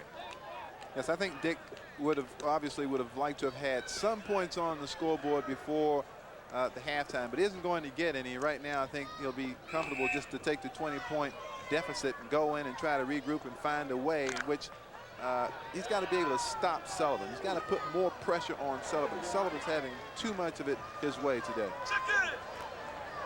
227. 227. Yes. Go. Foster with a nice little cutback, grinds out a couple of yards over the 15, and you can better believe the Hurons will be careful with the football back here. Oh, Sullivan has that good, strong voice. When I was playing quarterback here, you like those guys that like that. And when I saw a quarterback that went, set, hut one. Oh, no, this guy's not going to make it. This guy isn't going to do. I mean, you've got to have a voice out there. I mean, you can hear Sullivan all over the stadium. So, in other words, if Pfeifer would have been a quarterback, you'd like to. As long as he was hitting the right notes, right? Well, Brian Sipe didn't have the biggest voice that I ever heard either. I think the best voice I ever heard from a quarterback was Jim Plunkett. Jim Plunkett. Jim Plunkett. And you could hear him in Boston from Foxborough. No kidding. Yeah. Now, while I've got you here and we've got a little stoppage in play, your thoughts about the noise rule in the National Football League? I was watching that game last night and I thought it's the most ridiculous rule I've ever seen. I mean, the people in Seattle, for example, pride themselves on the noise they make and being the 12th man. And now the National Football League has taken them away from the game, and I think that rule will be rescinded. Well, the crowd here enjoying this afternoon's action. They've had plenty to cheer about thus far. Eastern Michigan leading this one 20-0 with 39 seconds left in the opening half. Woo. Handling the ball there, and Foster gets to play. A little mix-up in the backfield. Nash wanted the football. Kent State calls for another timeout. Watch this now. Watch this deft of hand that Sullivan shows there. He's actually further away from Foster than he would like to be, but manages to get the ball to Foster, who continues to pick up yardage. Thought it was Nash, but it was Hector Murillo, the fullback. I think Hector wanted the football is about what it came down to. Yeah, those fullbacks, you know, in this offense, they're primarily blockers in Jim Harkima's scheme of things. They don't get a chance to carry the football a whole lot. That's why it's nice, as you saw that last scoring opportunity from Eastern Michigan University, when they had the ball down there around the 1 yard line. What did he do? He gave it to Nash, because Nash is an unsung hero. He's blocking up and down the field. Got to give the guy, you know, some reward at some point. Some devastating news for baseball fans yesterday. The sudden death of Bart Giamatti. We want to send out our condolences to his family, friends, a marvelous human being who was just basically living a dream come true as the commissioner of baseball, and a dream turning into a nightmare suddenly. Ball carrier was Foster. Hard to understand why things like that happen. Run down by accident. Guy upstairs is the only one that knows. Yeah. I think he was only commissioner for 154 days and spent his whole life wanting to be involved in that position. And, I was very impressed by the way the man handled the entire Rose affair. Oh, yeah. Well, you talk about difficult. Wow. Well, clock runs down now. And the Hurons, I think, will be content to head to their own locker room with a 20-0 lead. Just as I say that, Sullivan rolls out and will probably air it out. Finds a man downfield, Fogarty, but it falls at his feet, so an incomplete pass will end the opening half. Eastern Michigan very much in control at this stage. Put 20 points on the board, courtesy of a pair of Tim Hennigan field goals, one a 44-yarder, the other a 42-yard version. An 11-yard touchdown pass from Sullivan to Bennett, and also a Charles Nash 1-yard run for a touchdown. So we'll go ahead and take a break at this stage, and we'll be back with the halftime festivities. The MAC Game of the Week, live on Sports Channel.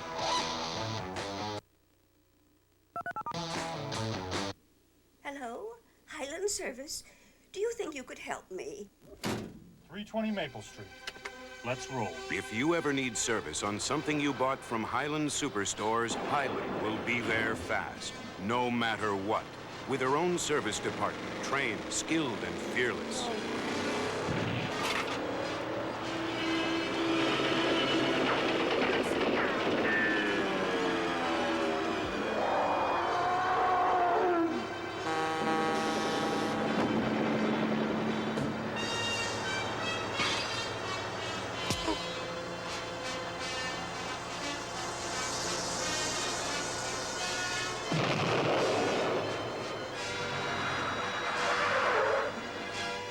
Highland service, ma'am.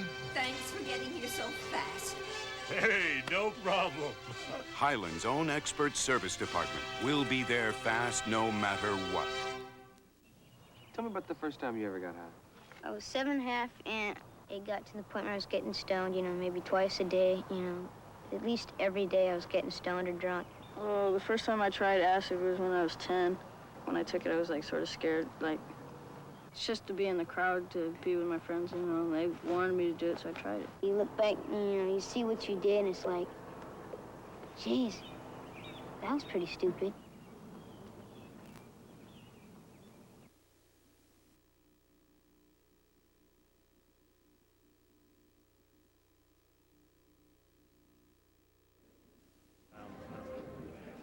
And welcome back. Halftime score, Eastern Michigan out in front of this one, 20-0 thus far. But remember, last year the Flashes were trailing 21-zip, came back to score a couple of times late in the fourth quarter. And joining me now, the commissioner of the Mid-American Conference, Jim Lessick. And Jim, this is our opening game on Sports Channel, the first of 11 games. And I know your association with Sports Channel is going to be a great one.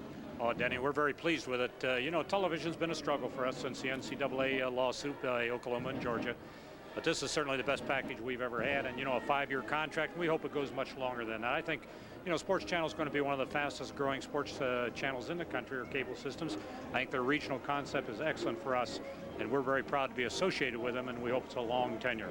I know you've already mentioned to me that better than 12 million homes will be reached all over the country. As a matter of fact, even down in Florida. Well, we've got heavy concentration here in the Midwest where most of our alumni live, but, you know, like anybody else, we've got a lot of retired people down in Florida being seen out in Phoenix, areas like that. We got a lot of letters from those people because it gives them an opportunity to stay in contact with their alma mater, watch them play, and they're very pleased with that. So we're pleased with the concentration we're getting throughout the country. Hopefully make it bigger. And of course, the culmination to winning the Mid-American Conference is an opportunity to play in the Cal Bowl out in Fresno, and you have some exciting news to give us as well there. Well, you know, the California Bowl's gotten a major sponsor. That's the route, you know, that most of the bowls are going with a corporate sponsorship. They've tied in with the raisin industry, which is, of course, typical for them because they sit there in the San Joaquin Valley. And, you know, it's not the biggest bowl in the country, but those people out there have done an excellent, great job. You know, I say it's a little bit like the New Hampshire primary. It's not the biggest, but it's the first one in the country every year. And it is the first bowl game, and we've had a great experience out there, and we're looking, again, for a long relationship. Big West, Fresno State, awfully good every year. And we hope to take our best team out there on December 9th. And it's been a great series, and I think it's going to continue for a long time. Well, I think the exposure for the conference here on Sports Channel is going to be a marvelous addition. So many of the people out there don't realize the great coaches and players who have come through the Mid-American Conference. And I know one of your good friends, Bill Fitch, is now back into the NBA. Well, I just talked to Bill last week. I think he was anxious to be. You know, he sat down there in Houston and fished and played golf for about a year and drew a pretty nice salary, but that's not what Bill likes to do. He likes to coach basketball, and I think he's pleased with the Nets. I think he's got to struggle with that ball club, but he started with young teams before and built them up. So I think he's happy to be in. Of course, he coached in his conference at Bowling Green for 1 year and won the MAC championship. So, you know, we've got a lot of great people who have come through this conference. We talked to one, Bill Mallory, today, but there are so many others. And the thing this conference is proud of is the excellent athletes, coaches, and just people that it's turned out. I think that's the best mark of the conference. Well, Reggie and I have already talked a bit about what the media selected. I'll put you on the spot while I've got you here, and I know you're ever the diplomat, but Eastern Michigan looks awful good. Who's your pick, perhaps, this year in the conference? Denny, I can't do that. You know that. But they do look good, and I'll tell you, they're going to have a tough game 2 weeks from now down at High University. Cleve Bryant has been waiting for this year a long time. He's got them all back. I think Ball State, I think Western's going to be strong again. And then, of course, Central Michigan up the road here. I really believe, as it often happens in this conference, that the championship game will go down to the final Saturday. If it's decided much earlier than that, it'll be a surprise, because normally the last Saturday of the season determines who's going to win this conference, and I don't think that'll change this year. And what's nice about our coverage this year, we'll have a number of games that we'll be selecting as the conference finals come into play. Well, we're going to try to pick those games that have the greatest bearing on the conference race, and I would think in any given week there'll be certainly one and maybe two that we'll be able to choose from, and that may mean that we'll see some teams more than once, but I think the fans will want to see those games, which will determine which team goes to the California Bowl. So that's our plan, and everybody will make an appearance, and I think that's important because it's important to the coaches from a recruiting standpoint, but we want to give the fans the best football we can. Jim, always a pleasure, and we look forward to chatting you throughout the football season. Jim Lessig, the commissioner of the Mid-American Conference, and we'll be back with more of the halftime festivities. Hurons lead 20-0.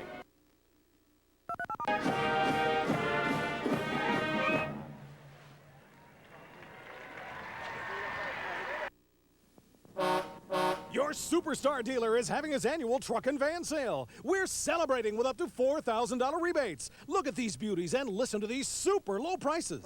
This new '89 Aerostar just $199 a month. This new Ranger just $136 a month. This F-150 just $173 a month. This luxurious van conversion is loaded with extras. Buy now and get a free car telephone. Melfar Superstar, that's the place to buy a car. Melfar Ford, Oak Park.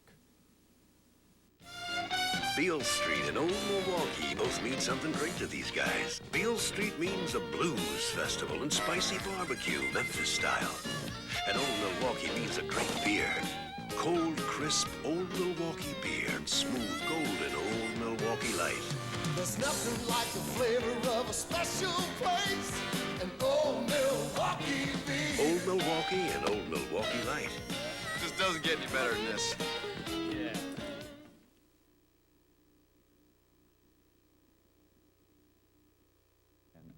As well as the other schools in the Old Ohio Conference, have a strong tradition of making opportunities available for those students who do want to participate in intercollegiate athletics. Being part of a team has the kind of mutual self-sacrifices, the commitment to a common goal, and the need to communicate that prepare a student for a lot of different things later in life.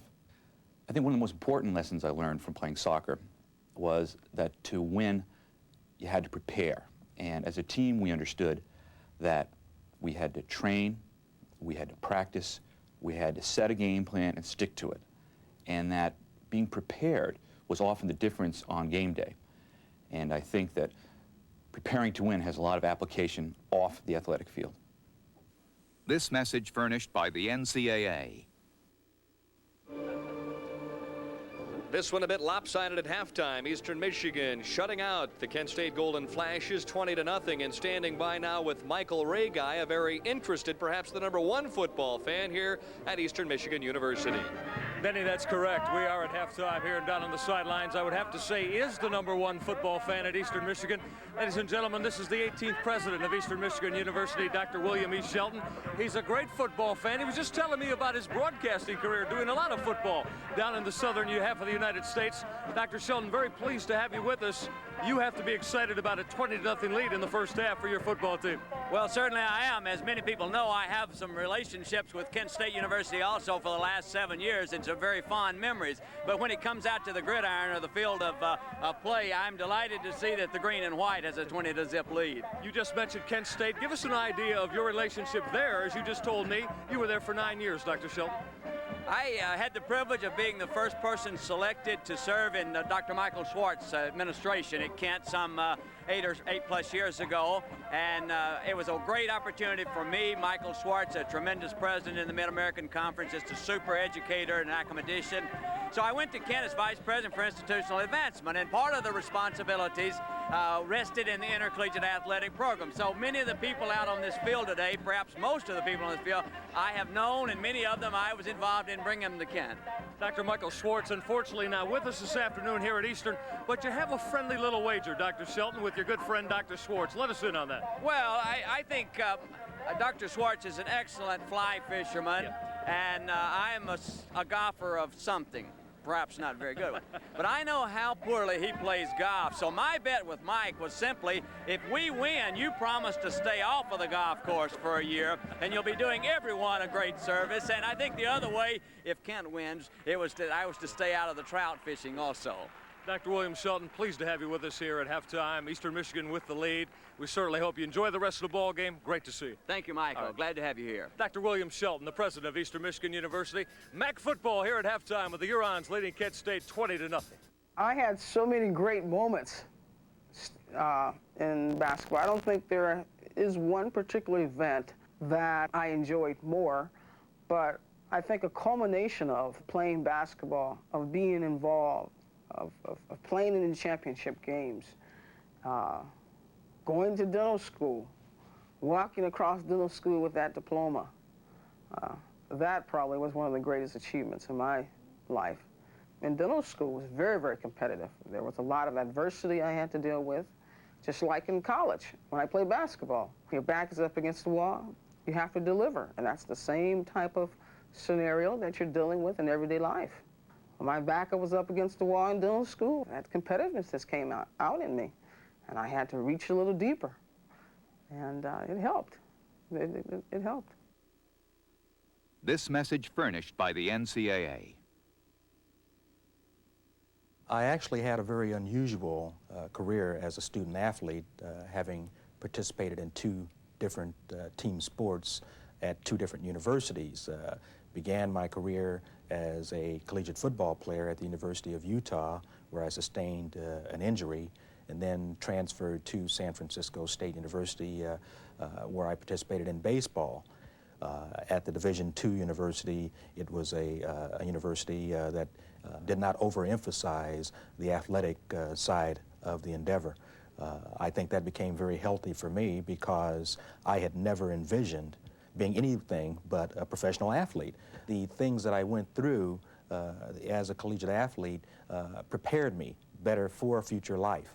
I encourage young prospective collegiate athletes at this time to think with the future in mind and plan for the days when the athletic career is over. This message furnished by the NCAA. Welcome back to Rynearson Stadium, everybody. We are at halftime of our first MAC game of the week with Eastern Michigan on top of visiting Kent State at 20-0 at halftime. Let's take a look at our MAC Sports Phone scoreboard on this first Saturday in the month of September. A couple of contests involving MAC schools. West Virginia, the Mountaineers on top of Paul Schudel and the Cardinals of Ball State. 7-3, the Mountaineers of Don Nalen, of course, the former coach in the MAC at Bowling Green. His Mountaineers lead Ball State 7-3. That is in the second quarter, and that is down in Morgantown, West Virginia. So Paul Schudel and Ball State, the Cards hanging with the Mountaineers. Elsewhere, Western Michigan and Temple are going on this afternoon also, and Temple has a 10-3 lead over Western, and that is also in the second quarter of play. So the gentleman that took his team to the California Bowl a year ago, that of course being Al Moldy, the head coach of Western Michigan, hanging with Temple in the second quarter. This is the first big college football Saturday around the United States. Down south, Florida State Seminoles with Coach Bobby Bowden expected to make a run for a national championship this year. Florida State and Southern Miss all tied up at 10. That is in the second quarter, so Southern Mississippi certainly hanging with Bobby Bowden and Florida State. If you like your baseball, there's pennant races going on in 4 divisions, no question about that. In the American League East, the Boston Red Sox trying to make a run at now first place Toronto. Boston on top of the Seattle Mariners in Fenway Park in Beantown. The Red Sox have a 3-1 lead. That is in the second. Those Toronto Blue Jays, if you missed it last night, they took over first place in the AL East with the big 7-3 victory over Chicago. Right now, up at the Sky Dome in Toronto. That also in the second inning, Minnesota and Toronto. No score. So we'll keep an eye as this afternoon progresses, not only on college football, but on the baseball pennant races. All of this on our MAC Sports Phone scoreboard. Stay with us throughout the rest of this afternoon here from Rynearson Stadium. 20-0 Eastern Michigan over Kent at halftime. We'll be back in just a moment.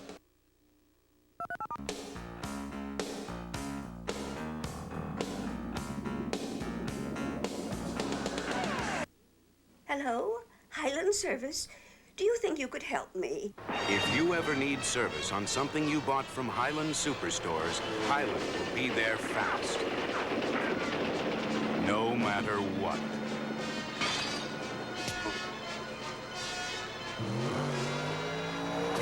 Highland's own expert service department. Highland Service, ma'am. Already? Hey, no problem. We'll be there fast, no matter what. Some of the best breweries in the world, those making probably the best beers, are still found in Europe. In Germany, Bavaria especially.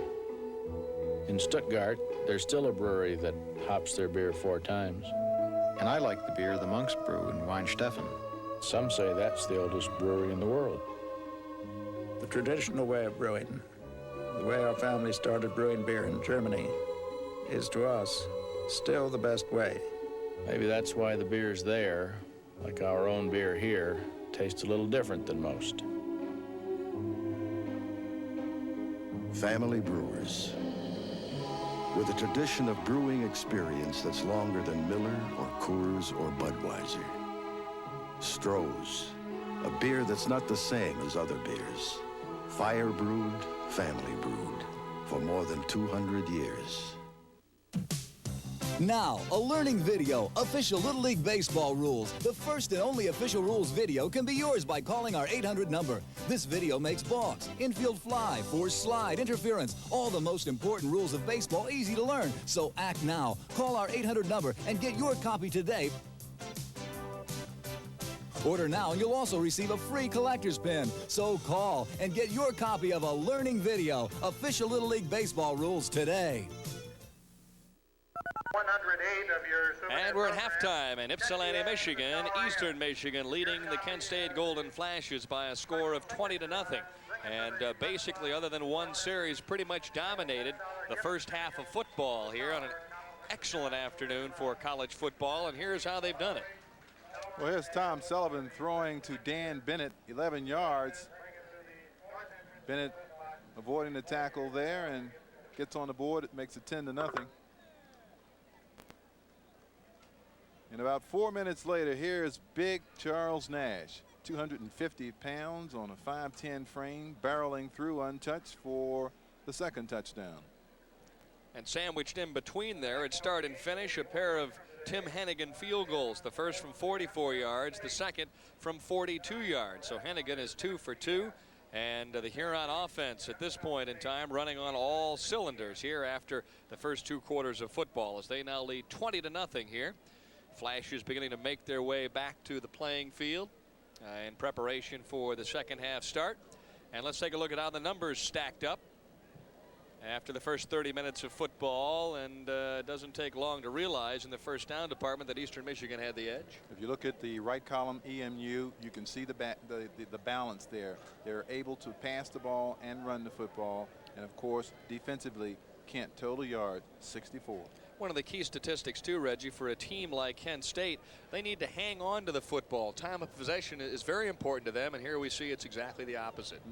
Yes, we talked about keeping the score down. Obviously, they couldn't do that. They have the wishbone attack. It's not a catch-up offense to begin with, and trailing by 20 points, the thing that they can do to get back in the football game, Denny, is they have to make Sullivan decide sooner.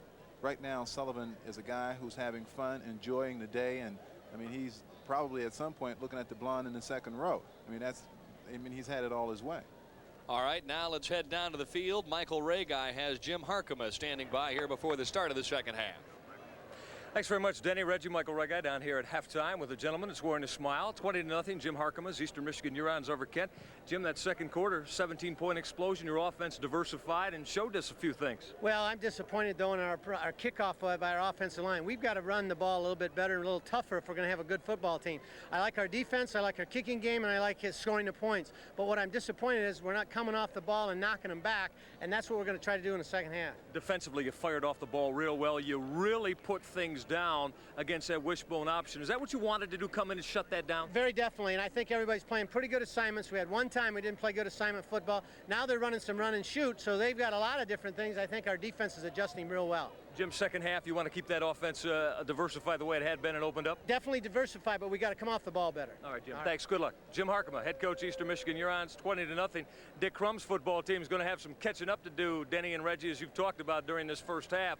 Let me send it back up to you and see if Dick Crum can get back in this football game. Reg, what's he going to have to do to get it done? Is he going to have to find a way to solve this Eastern defense? Well, first of all, to comment on Harkema, those guys are never satisfied. I mean, he's having a great day here. As far as Dick Crum is concerned, the one thing that if I were Crum, I would say to my defense is, look, you've got to keep us, you've got to play middle relief here. You've got to keep us in the ball game, and we have to make Sullivan do something that he doesn't want to. More pressure on Tom Sullivan. And we'll be back with the second half kickoff here on the MAC Game of the Week, live on Sports Channel when we return to Ypsilanti, Michigan. Eastern leading 20-0.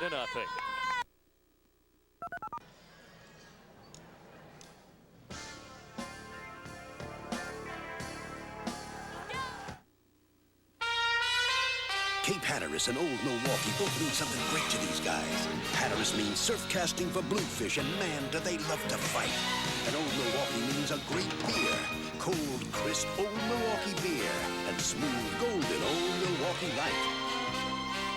There's nothing like the flavor of a special place. An Old Milwaukee beer. Old Milwaukee and Old Milwaukee Light. Hey, guys, this doesn't get any better than this. Some things are all American, like baseball, teamwork, apple pie, and highway construction. Teamwork is the key to winning ball games for the Detroit Tigers and to saving lives on Michigan highways. Be part of the team. You can make a difference. Drive with care in highway work zones. This Give 'em a Break message brought to you by the Michigan Department of Transportation. Career as a student athlete, having participated in 2 different team sports at 2 different universities. Began my career as a collegiate football player at the University of Utah, where I sustained an injury, and then transferred to San Francisco State University, where I participated in baseball. At the Division II university, it was a university that did not overemphasize the athletic side of the endeavor. I think that became very healthy for me because I had never envisioned being anything but a professional athlete. The things that I went through as a collegiate athlete prepared me better for a future life. I encourage young prospective collegiate athletes at this time to think with the future in mind and plan for the days when the athletic career is over. This message furnished by the NCAA. Basically 2 for the price of 1 here this afternoon. A gorgeous sunshiny day. You get a chance to sun yourself and watch some MAC college football in the process. Eastern Michigan with a commanding 20-0 lead over Kent State here after the first half of play. And for those of you who have followed the Mid-American Conference through the years, you realize that if you lose the opener in the conference, the chances of winning aren't too good. And it says it right there, Denny. Eastern Michigan to receive here to begin quarter number 3, and they'll move into the wind. Stoitsiitis watches it hit inbounds and kick out of the end zone, so the Flashes will end up having Eastern Michigan start at their own 20-yard line, first down and 10. Well, let's see if Coach Crum's crew decides to put a little more pressure on Sullivan, as you said. Yeah, and I would want to start defensively because you have a chance to stop them 1, 2, 3, gain field position, and say something, send a message to the Hurons that, look, you know, we're going to play more aggressively in the second half. And you have to do that by singling out Sullivan and going after him. Opening play, second half. Eastern Michigan leading 20-0. And they start right where they left off. Perry Foster off right tackle, eludes 1 tackler and has finally run out of bounds and ends up losing about a half a yard. Defensively, you have to take it 1 down at a time. You know, you have to play good, hard, run defense on first down. They did that there. Now, you second down and 10 favors the defense. Good stuff inside. Massimiani. Then J.D. Barnes coming up from the secondary to make the stop. Loss of a yard on the play, second down and 11. Foster in the slot right. Handoff goes to the fullback, Nash, and the big guy starts a rambling and a rolling all the way out to about the 38. Big hole inside. Ball carrier was Nash. Gordy Johnstone, number 76, the center, making a great block. Opening a big hole right up the middle. Watch Johnstone, number 76. Number 65, Mike Rowe, do an excellent job. Get the big fullback straight ahead. Paul Haynes finally ran him down from behind, but not before the big fella rambled for a 1st and 10.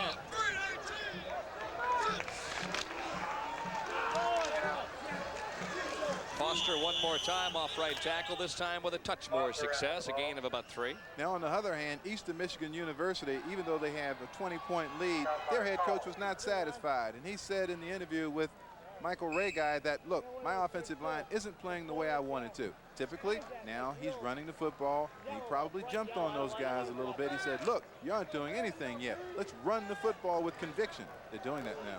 Anybody can pass block, but can we get 3 or 4 yards in the crack running? Yeah, we want to score 45 points in the game.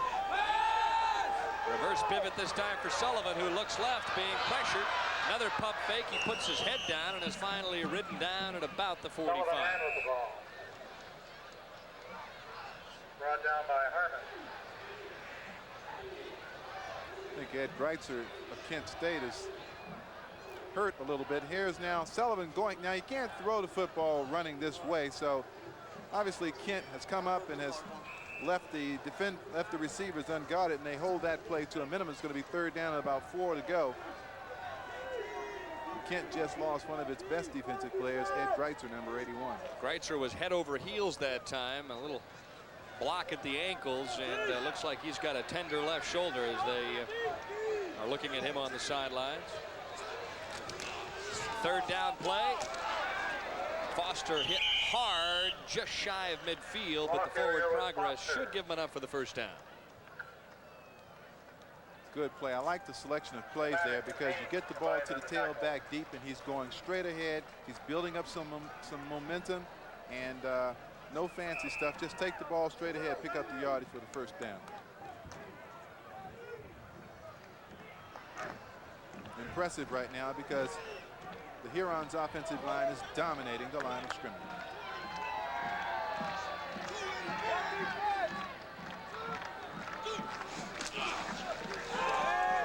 Play action by Sullivan, drops it off to his tight end Fogarty. Nice sidestep move there. Fogarty down near the 35. Sullivan pass to Fogarty. This is method offense. Rush, rush, rush. Give it to the tailback, and then play action pass. See, same look now. Fake the run. Get the tight end coming across underneath the linebackers. Nobody's covering him because they're too busy worrying about Foster and the rush. Watch the play faking here. It looks like the same play they ran previously. Good passing. I think it's a good, short, accurate passer, Denny. Hand off to Nash. He gets pummeled at about the 30-yard line, but it's nice when you can give it to your fullback and pick up 5 yards on 1st down. No, you can have all of, you're talking about the fullback and what he gets. You can have all of the skilled people, all of the world-class sprinters and on the outside, but what a football game boils down to is the play in the trenches. That defensive thrust against the offensive line. The big people. They are the people that allow the skilled people to get off.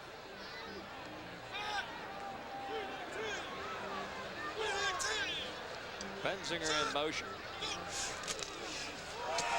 Foster stops, jukes, looks for a hole, and picks up about 3 more. It'll bring up 3rd down and short yardage. Runner was Foster. Now this does 2 things. First of all, it's wearing Kent State down because, as we told you before, Eastern Michigan is a big, talented football team. Now Kent can't catch up because they don't have the football. So, you know, you're expending time on that clock as well as rushing the football towards your goal line.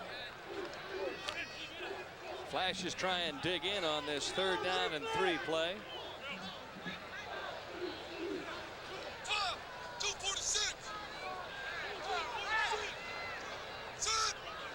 Two tight end offense. Foster tries the right side and really gets busted very close to the 1st down. Foster was the ball carrier. Paul Haynes came up, number 20 for Kent State, really stuck his head in there. It's a hard running back, Perry Foster, number 22. take a look at it here as Foster, going to the left of your screen, collides with Paul Haynes. But it's another first down. Big time hit that time provided by Haynes, but you're right. Hurons just continue to grind this one out. Bad sign when the defensive backs are making as many tackles as they're making on this drive. Means the front 7 people are being whipped at the line of scrimmage. Sullivan looks deep, now drops it to Nash out of the backfield. Nash down to about the 20. I don't think that's so much he's checking off. It's a design play, isn't it, Reg? He's taking what the defense is giving him. They're so concerned about all of the other people now that they have sort of forgotten about Nash, and Sullivan being as smart as he is, and the concept of Eastern Michigan's offense is to get everybody involved, and he's doing a beautiful job of it. Thing you haven't seen in the past is Eastern throwing as many times as they have to the backs. Yeah. Beautiful balance between run and pass. Second down now, and Bennett this time in motion. 2nd and 6. Now Foster lost his footing, picked up a couple of yards en route to sliding to about the 18. Very methodical drive thus far for Eastern Michigan. They look like a first-class outfit offensively right now because they're doing things so crisply, and the assignments and the execution of this offensive team is very good. Like Foster tripped over one of his own players. Huh? Well, plus their confidence is high. They know that they can move the football. They do. And you don't see the kind of white-shirted penetration into the backfield that you'd like to see by Kent State. And if that isn't happening, then the defensive back isn't being touched until he gets into the secondary. Excuse me, the offensive back. Sullivan looks near the end zone and hits screen inside the 10 at about the 7-yard line. Sullivan pass to screen. Come on, dude. Tackled by Ramsey. Extremely difficult in college football to defend a short passing game with no pressure on the quarterback. I mean, they're running those medium distance routes about 12, 15 yards and coming back to the football, and this guy is just lacing it. So now it's first down, goal to go for the Hurons, who already lead 20-0 in this one. 9 minutes and the clock rolling here in quarter number 3. Foster off tackle. Nice defensive play. Turned in that time by Paul Haynes, who grabbed him by the shoestring. Those are the kinds of plays you have to have if you're going to shut down a rushing attack. Watch number 20, Paul Haynes. Upper left part of your screen. Gets into the backfield, makes a shoestring tackle. 2nd down and 9, still goal to go. Hurons break the huddle with Bennett, split out wide to the right. Benzinger. Flank to the left. Might we see another slant pattern for a touchdown? Bennett caught one in quarter number 2. Straight drop. Flare out it goes to Foster. And he is pulled down at about the 9. Little or no gain on that play. Tackle was made by Massimani. Once again, another safe pass. This is just like a sweep. He gets the back out there, and then he tosses him a very safe pass, one that's easily handled, and there's no risk there. Ball spotted on about the 9. 3 wide receivers set.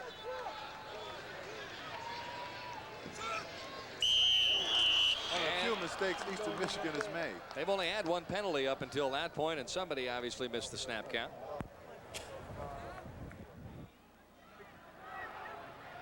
And we've got an injury update now from Michael Reghi. False start on the offense. Down here on the sidelines, the Kent State medical staff is wrapping up Ed Greitzer, the defensive end, who on the last series of downs when Kent was on defense came off the field.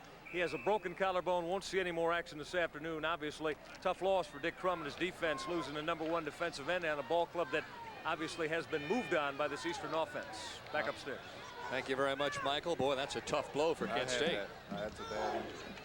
Well, he went head over heels and landed right on that collarbone.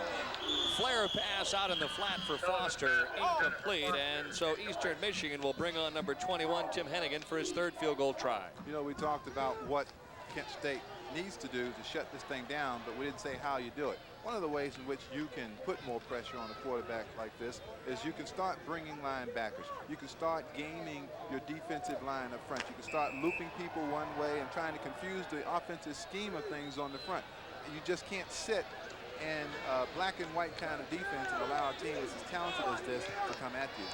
So it'll be a 31-yard attempt for Hennigan, who was already 2 for 2. And this, the shortest of the 3, is wide to the left. So the Flashes avert disaster there early on in quarter number 3. We'll be back with more of the MAC Game of the Week after these messages. I've heard people say that they use drugs and alcohol because they're bored. They seem to believe that drinking or using drugs will make their lives more exciting. But being out of control, being addicted, that's not my idea of excitement. Having goals and dreams and working to make them happen are what life's all about. Drugs and alcohol can do more than end those goals and dreams. They can end your life. This message furnished by the NCAA. You've heard and read a lot by now about the physical dangers of drug and alcohol abuse. I'm sure you've also heard and read lots of stories about the emotional damage that drugs and alcohol can cause. I don't think you can hear those stories too many times. Don't ever forget, you can lose your dreams, you can lose your talent, you can lose your life. The price of a high is too high. This message furnished by the NCAA. And don't forget, coming up in 2 weeks on September 16th, the Hurons of Eastern Michigan will take on that bunch from Ohio University beginning at 12:30 Eastern Time. The Mid-American Conference Game of the Week live on Sports Channel. This evening, Ohio University, the Bobcats playing at the Glass Bowl in Toledo, a 7:30 start there. So for you Mid-American Conference football fans in the area, want to go see an excellent game, you want to take that one on this evening. Pitch out, not much running room, a loss of about a yard on the play, as the Flashes come out running here to open up the third quarter. They also start with Patrick Young at quarterback again. So if they're going to make their run, it's going to be with Patrick Young at quarterback. And Eastern Michigan had that football for more than 7 minutes. And the best defense is an offense that controls the football. Well, especially when you lead 20-0, you can afford to be a little more conservative on offense and run the clock. Second down and about 10. Young makes the throw downfield, and it's intercepted, picked off. Nice anticipation move that time.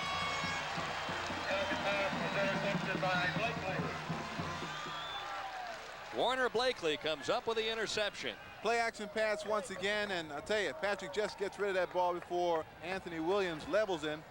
Great concentration over on the far side of the field by Warner Blakely. As a matter of fact, Blakely wasn't even supposed to play today.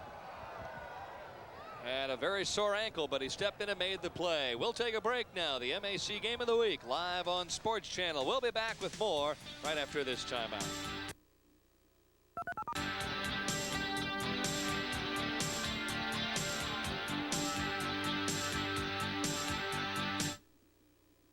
If somebody walked up to me and told me to give up my athletic ability, my self-respect, and my money, I'd be angry.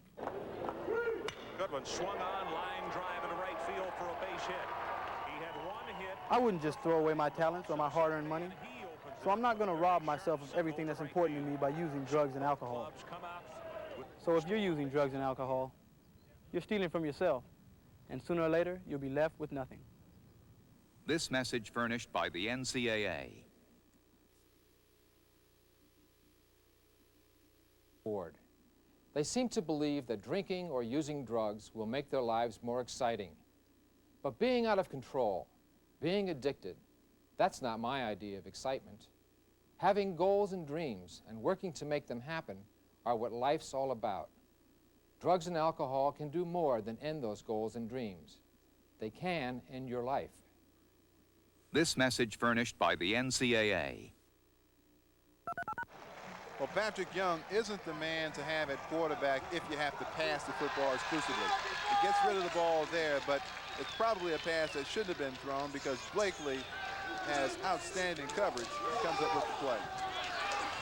Foster on first down and 10 fights for a couple of yards, and it would appear at this point as if Jim Harmon has decided to get very conservative, close to the belt, and run the clock. Well, you know, talking with him before the game, he said, I really don't know a lot about my football team. That's why I hate playing league games to open. I want to find out what my personality is, and I think he's finding that out a little bit right now. And then he's also looking for this offensive line to come together and gel and play better than they played in the first half. And some scores from around the country. Ball State holding their own right now in Morgantown, trailing just 7-3 at halftime. Little pressure on Sullivan, and I hope there's not a face mask involved in that one. He went down in a heap. I think it's going to be holding by the offensive line. It's one of the other things that happens if you start applying some pressure. You force errors. See what it is. That's a good sign for Kent because they're talking to the Kent captains, Massimiani, number 36, and L.D. Hartman, number 44. Two very active linebackers. Clip on the offense, still second down. Clip on the offense, second down. Look in the upper part of your screen here. We can find the clip.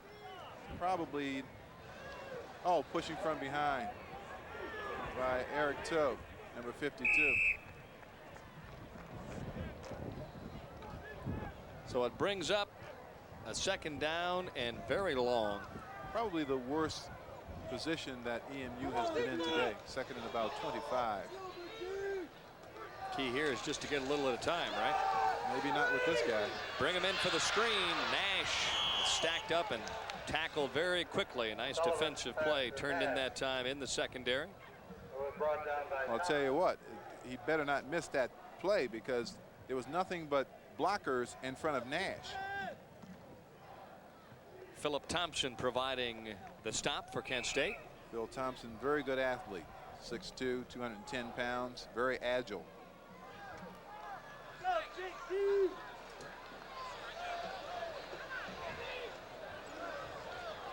Third down and still about 22, 23 yards to go. It's like a play in which they may be looking for Perry Foster.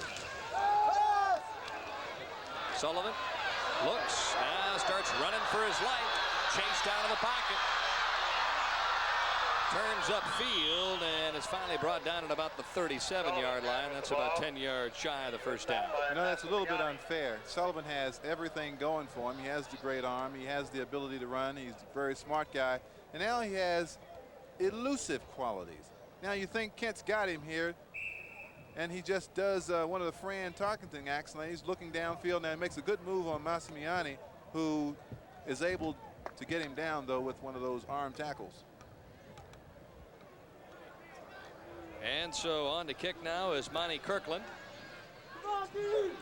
Back deep, Andre Palmer for Kent State. High snap. This one off the side of his foot.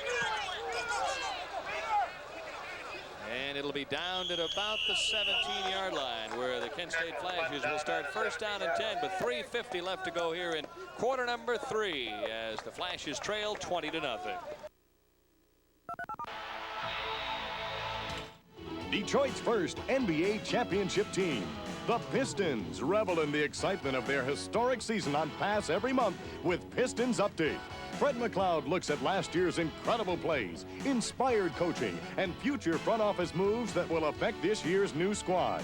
We'll feature highlights and candid interviews to keep you up to date with the bad boys during the offseason. Catch Pistons Update each and every month on Michigan's cable network of NBA champions, Pass Sports. Hey, sports fans, get ready to win cash playing Championship Sports Trivia. Call 1-900-990-GAME. Test your knowledge of sports in baseball, basketball, football, and more. Just answer 6 questions correctly and win $100 on the spot. That's right, $100. Just call 1-900-990-GAME from a touch-tone phone. Answer 6 sports trivia questions and win $100. Call now. It's fun, it's easy to play, and you can win $100 on the spot. Call Championship Sports Trivia, 95 cents per minute.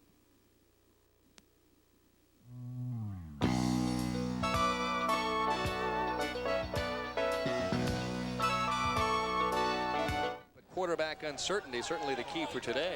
And it's, you know, it's a problem right now. They don't know who to play with at quarterback, and one guy can't do one thing, this guy can't pass. But he can run and pitch it.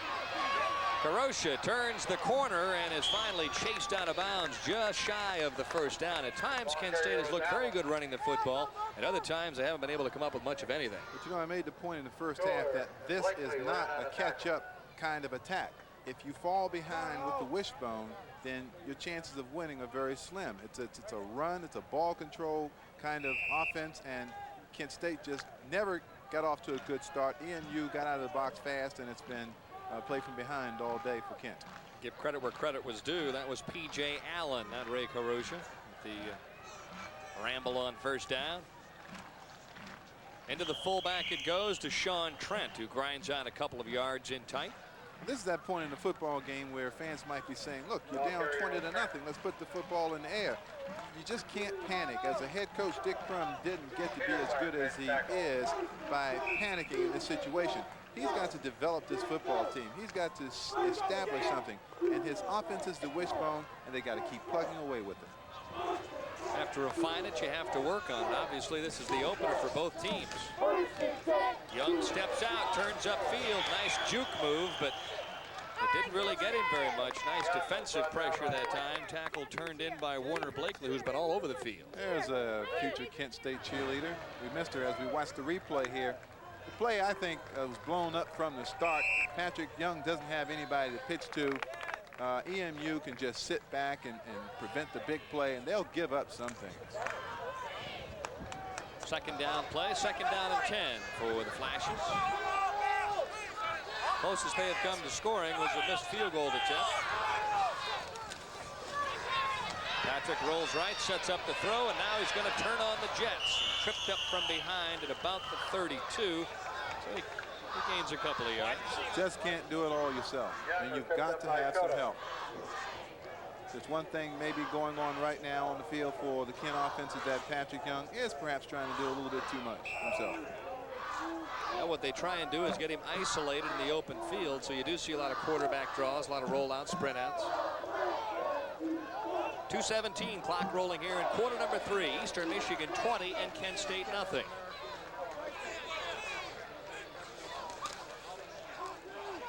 There's the quarterback draw.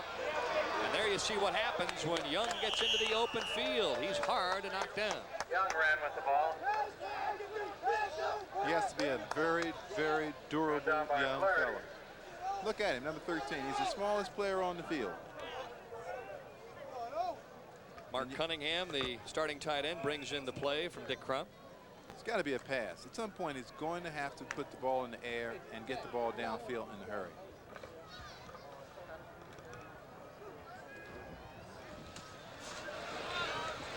This time the pitch back. Kinnebrew tries to turn the corner, picks up a couple of yards, and Kent State doing a better job of stretching that defense out a little bit. Well, that's true too, but you have to remember Eastern Michigan has a 20-point lead, and they're wary of the pass. They're going to give up a little bit of yardage on the outside because the one thing that they can get burned by is to get too aggressive, go in there, and it looks like a run, and it's a halfback pass or something like that. So the Hurons are being very cautious, and they should be. Second down and 5. Good block at the corner. Marcus Haywood finally bounced out of bounds inside the 40 at about the 38, and that gets the Kent State faithful up on their feet. Marcus Haywood, 5'9", 170 pounds, a freshman. Dick Crum likes this young man. He's been very impressive in the fall drills, and he's getting an opportunity here today. He's going to be a big part of the Kent offense in years to come. Well, as you watch this triple option, Reggie, there haven't been too many times this afternoon when they've gone to the third option, which is the pitch at the corner. Because they played the pitch well at the point of attack, and they've taken the quarterback out on every play almost. Trent heads up inside to about the 36 for a couple of yards, and this is as good as Kent State has looked on the ground in considerable time. Well, it begins and ends up front. I mean, you know, we talked about the inexperienced play of the offensive line. It's a line that really hasn't had a lot of playing time together. And as they play through the season in 1989, I think they'll get better. And with the skill and the people that Crum has recruited in the backfield, they're going to be a solid football team somewhere down the line. Pitch goes There's back. The halfback pass. And back To Patrick Young it goes. Patrick heading for the sideline to try and make some kind of a play out of it. And he runs out of room in the backfield. See, that's what I'm talking about. You have to be very cautious, and Eastern Michigan knew that they were beginning to run that sweep for a reason. They were running the sweep so they could set up the halfback pass, and there just isn't anybody out there for him to throw to. Well, Dean Neeson finally made the play for Eastern Michigan. That was Randy P. Ryan, number 8, who I don't know where he came from, but somehow he made his way into the ball game. Well, P. Ryan was the player who threw the pass, but ill-affordable. So we'll take a break here as quarter number 3 is wrapped up. Eastern Michigan still leading this one 20-0.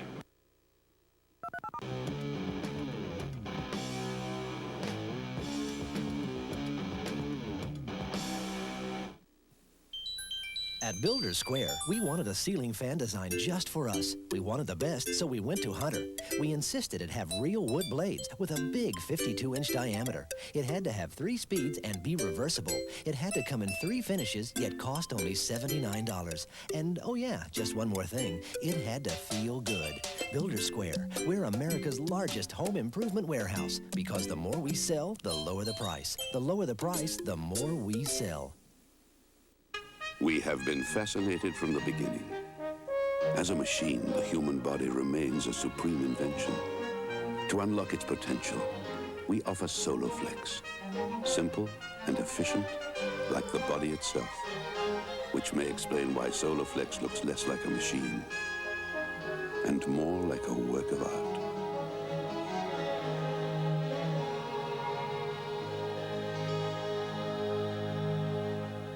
Sometimes it's good to stand out from the crowd, to be different from everyone else. But sometimes being different can make you feel uncomfortable. There are people who will try to make you feel uncomfortable if you turn down offers of drugs and alcohol. If they try to make you feel foolish, don't let it worry you. Look at the physical and mental damage that drugs and alcohol are doing to these people. Look at the money they're spending on their own destruction. You know who the real fools are. This message furnished by the NCAA. All right, Reggie, 3rd down and 17. What's the call? Let Patrick handle it. That's safe. Yeah. 2-back set. They're probably trying to get into the open field and create something. Quarterback draw, and everybody in a green and white uniform had that one sniffed out from the get-go. Young was brought down by Smith. So the Kent State Flashes will have to kick it away as we start quarter number 4, and they trail 20-0. Essentially, when you have a player on the field that's as good as Patrick Young is, but he is the only player on the field that can beat you, I tell you what, it's easy to play defense. It really is, because you can just try to eliminate him and keep him from doing damage to you. Steinberg looks for the corner, doesn't get much of it. I'll say he missed that one by a lot. By the time it's all said and done, where are they going to spot this ball out of bounds? Oh my. All the way up at the 35. Well, Steinberg punted out of bounds from the 35. They're one of those days for the Golden Flashes of Kent State. You know, I think that Jim Harkema has a great deal of respect for Dick Crum.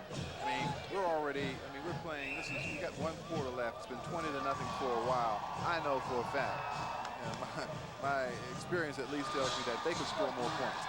There's no sense in just rubbing it in. I mean, they're working on things, sure, which is their offensive line and their rushing attack, but if Sullivan wanted to throw the football, he could and do it with ease.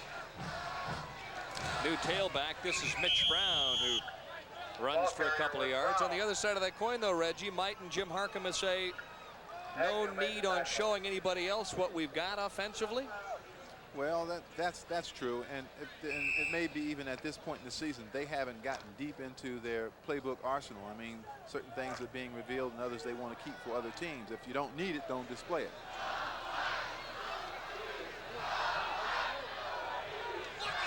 Second down play, and Huron's in a single set. Audible again at the line of scrimmage. 5-step drop. Looking downfield, Rodney Screen with a heck of a catch inside the 40-yard line. Rodney Screen is the young man that Jim Harkema was very, very exuberant about. He says this is a man already. He's a freshman, Comes out of Miami, Florida. Once again, I'm impressed with the throwing ability of Tom Sullivan. Puts the ball perfectly into the receiver's hand. Well, just when we said that Harmon was tucking it in close to the vest, he has Sullivan throw it downfield. So maybe the Hurons aren't done scoring in this one just yet. Tailback Brown for a slice of running room inside the 30 to about the 26. And Michael Reghi has a former Kent State Hall of Famer with him. Denny, Reggie, that's correct. Down here on the sidelines with a man with very deep Kent State roots. This is Pat Gucciardo, currently a very successful high school coach at Toledo Whitmer in the state of Ohio. Patrick, back in 1965, in that era, you played defensive back at Kent. They could use you out there today. Dick Crum's having some problems. I don't think I could fit into this group. They're bigger, stronger, faster. They're playing awful hard. I wish the score was a little different, but I think they need to put pressure on the quarterback. I just think he's having too much time in regards to throwing the ball. Pat Gucciardo, Denny and Reggie, has two sons playing MAC football. Son Tony right here with Kent State, and Patrick Jr., a quarterback down at Bowling Green. It's got to be a great thrill in this conference that you came from. It's exciting. It really is. My wife and I, Judy, we have to decide where we're going to go each week. And today, this worked out pretty good today. It'll be here. Next week, we're going to go to Akron and see Tony play in the Riverbowl. Michael, that continued success. Congratulations on everything that you've accomplished at Whitmer High School, Toledo, in the state of Ohio. Good luck. Thank you very much. Pat Gucciardo, Denny and Reg, Kent State Hall of Famer. Back to you. All right, Michael. Nicely done down there. Excellent job of roving the sidelines. And Reggie, I know you're also paying tuition fees in the Mid-American Conference. Oh, yeah, at Miami University. Only my son isn't a football player, but I'll be just as happy to see him when we go down there. I had a chance yesterday to talk with Tony Gucciardo, Pat's son, and he's a fine young fellow. Yeah, we chatted with him about holding, the difference between holding with and without the tee. Well, they haven't had much of a chance to do any of that today. No. 2nd down and 4. Hurons trying to grind out the clock and maybe another touchdown. Brown attracting a crowd of white jerseys. Ball carrier was Brown. Well, I was going to make a comment, too, that when Sullivan did throw the football, he obviously had to throw it. It was a 3rd down situation, but he has not thrown the football in any other instance since that time.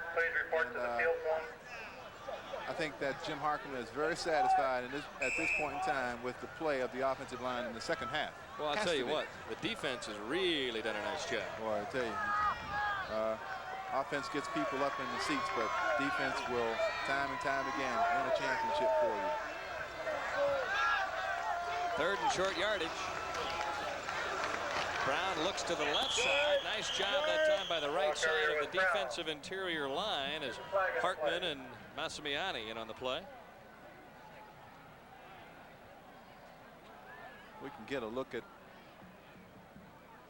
at some of the offense. Holding on the offense. See if we can pick up the holding somewhere. Can't see much from those angles. So what would have been very close to a 1st down now ends up 3rd down and a little longer, I would assume. Holding on the offense. Still 3rd down. Don't ever let anyone tell you that those big people up front, when they lean on you and hit on you for about 2.5 hours during the course of a football game, it doesn't wear you out. This offensive line of Eastern Michigan is big and strong. And besides that, they got a tongue lashing at halftime. Yeah, you know they did.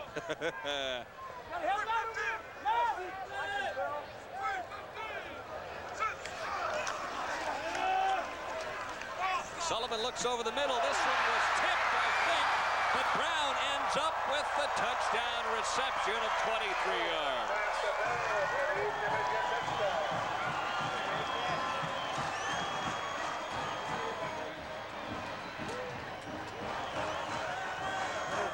Once again, it was 3rd and long. Sullivan had to throw the football. Watch this ball now. It's coming right at you. This ball is going to be deflected just a little bit. You see the difference in the rotation on the football when it was deflected. We couldn't see who touched it, but Mitch Brown was just waiting for the ball. It was in the right place at the right time. Watch it now. Patrick Walsh tips the ball, I think. You can't see him in the screen, but Mitch Brown is the most surprised player on the field that he said, all I have to do is catch it and take it in. It looked to me like it did change rotation. I think somebody got a finger on it. I think Patrick Walsh, number 84, was the guy that tipped it. He was trying to come down with the reception, but it was one of those volleyball plays, and Mitch Brown was in the right spot at the right time, and it's the second touchdown pass on the afternoon for senior quarterback Tom Sullivan. Handing it on for the extra point, and we'll take a break with 10:55 left to go in this one. Eastern Michigan 27, Kent State nothing. You're watching the MAC Game of the Week live on Sports Channel. You've heard and read a lot by now about the physical dangers of drugs and alcohol abuse. I'm sure you also heard and read lots of stories about the emotional damage that drugs and alcohol can cause. I don't think you can hear these stories too many times. Don't ever forget, you can lose your dreams, you can lose your talent, you can lose your life. The price of a high is too high. You may know some people who use drugs to have fun or think that they have to drink too much to have a good time at parties. Maybe that description fits some of your friends. Those friends then may put pressure on you to use drugs and alcohol for recreation. The pressure can be tough to handle, but remember, no one can force you to take drugs or force you to get drunk. Think for yourself. Keep control of your own life. This message furnished by the NCAA. Eastern Michigan leading 27-0, and this is what happens when everything's going right. Yeah. Watch the deflected ball here. You can see the ball change direction right there. Now it's coming, and Mitch Brown is right there for perhaps the easiest touchdown in his young career. As a receiver, Reggie, are you taught to keep your eye on the ball at all times, even though you're running your route? Did you ever catch any tipped balls for touchdowns? For a long time, they were illegal for two offensive players, and then when it did happen, I think perhaps I did do that one time. It's rare when you can do that. I mean, that's luck. Well, Mitch Brown, yeah, feeling very lucky right now. Sometimes it's better to be lucky than good, or have a little bit of both. That's right. Lefty Gomez once said that. No truer words were ever spoken. Was he baseball? Yes, he was.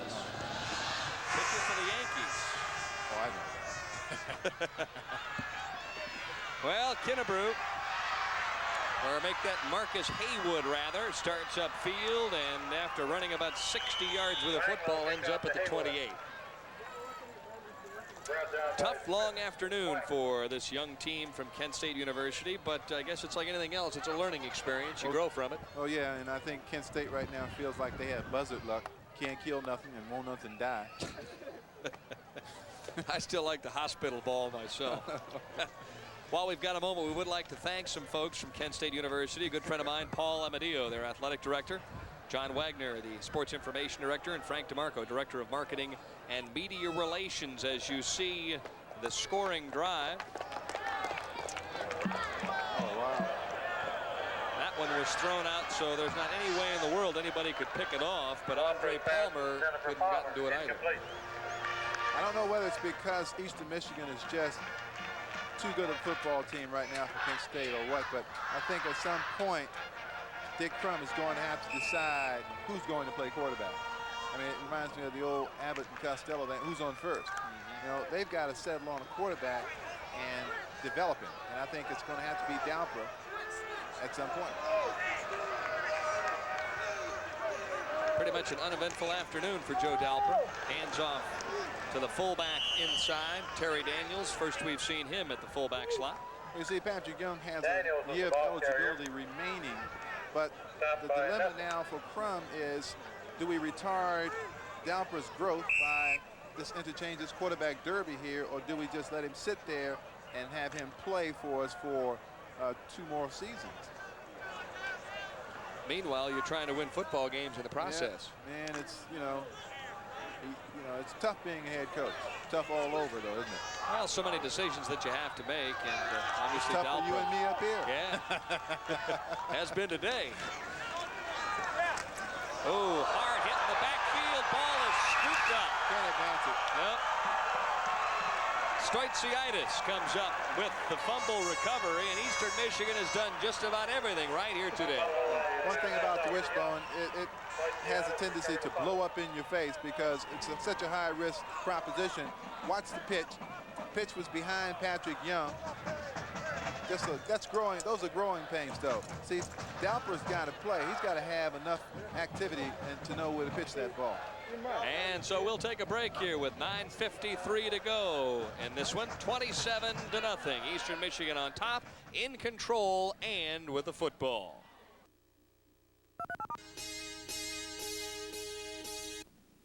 Woodworkers like myself know that the Shopsmith Mark V is the right tool for almost any home workshop job. Precise miter cuts for frames or molding, the Mark V is a 10-inch table saw. Sanding to equal lengths, the Mark V is a 12-inch disc sander. An exact line of dowel joints, the Mark V is a horizontal boring machine. Turning a table leg, the Mark V is a 34-inch wood lathe. Dead center spindle holes, the Mark V is a 16.5-inch vertical drill press. The Shopsmith Mark V is 5 basic woodworking tools in one complete woodworking system. You know, these days, keeping your home in good woodworking order is a necessity. And take it from a woodworker like me, the Shopsmith Mark V can help you work better. Beginners and pros get professional woodworking results with a Mark V. Call 1-800-228-3131 and ask for our free catalog to help you get started on a bookcase, table, or outdoor furniture. Call 1-800-228-3131 now and find out how relaxing, fun, and rewarding woodworking can be for you.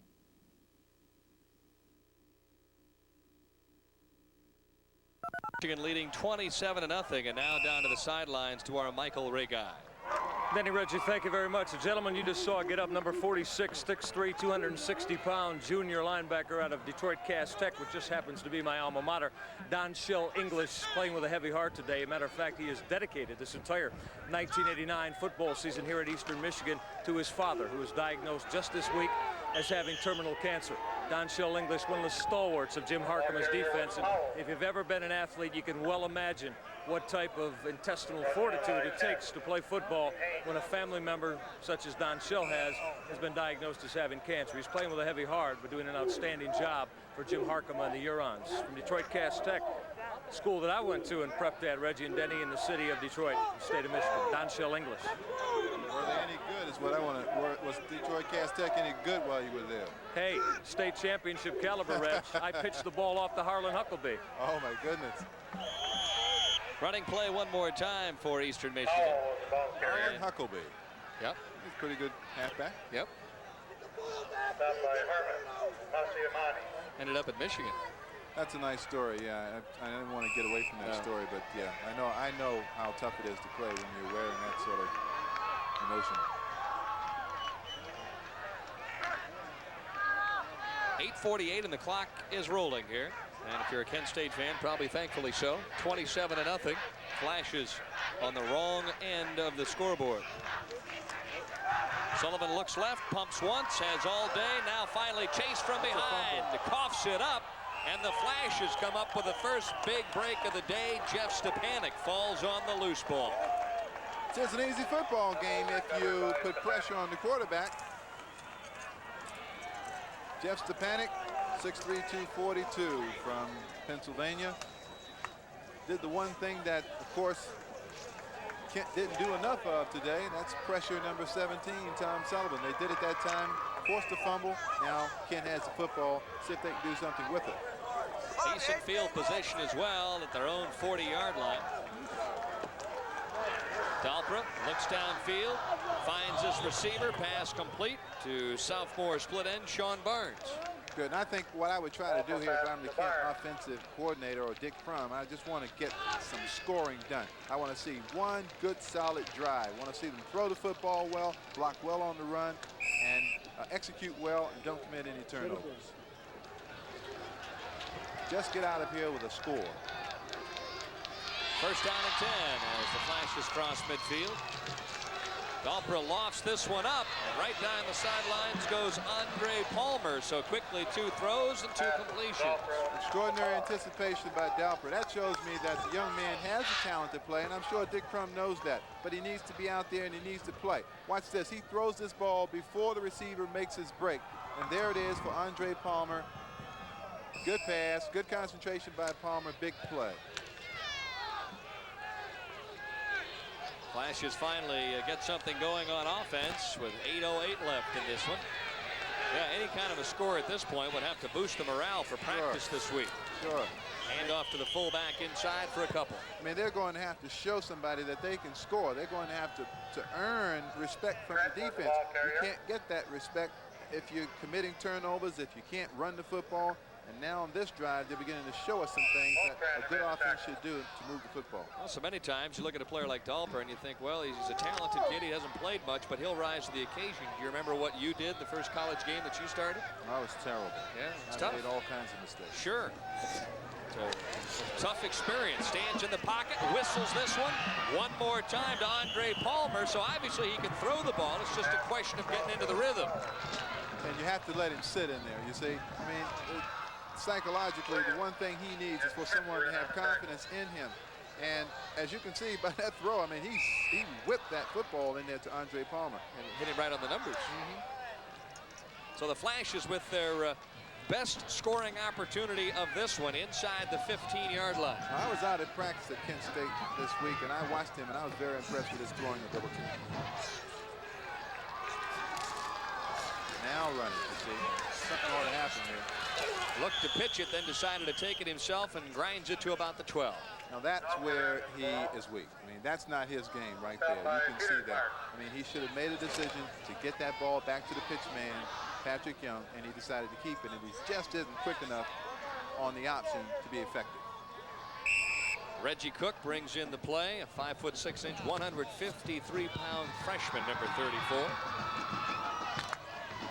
Wide receivers to either side.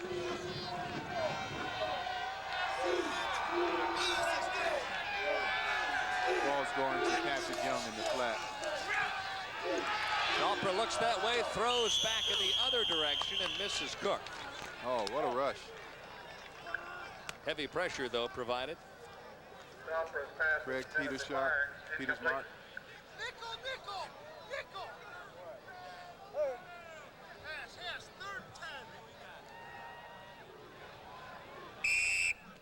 Third down and 10 yards. I think I'd go for all of it at this point. I think you need to get the football into the end zone. Hurons have done an excellent job of stopping the pass. Has time to throw. And he hits Sean Trent over the middle. Trent inside the 5 and should have enough for the first down. Nice call. Yeah, borrow a page from the Eastern Michigan playbook. Get your outside people deep into the end zone and throw the football underneath. Two tight end offense inserted. Palmer comes out, and the Flashes with 6:16 left in this one are knocking on the door.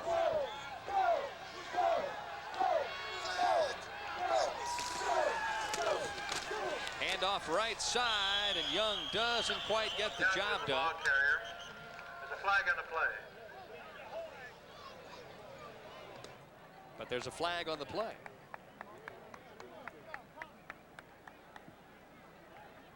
Over here. Can't tell. We have 12 men on the defense. That's what Patrick Young was saying. There's no way they can catch me that quick. Somebody else was isolated on me. One too many. 12 men on the defense, still second down. Well, that's half the distance to the goal line.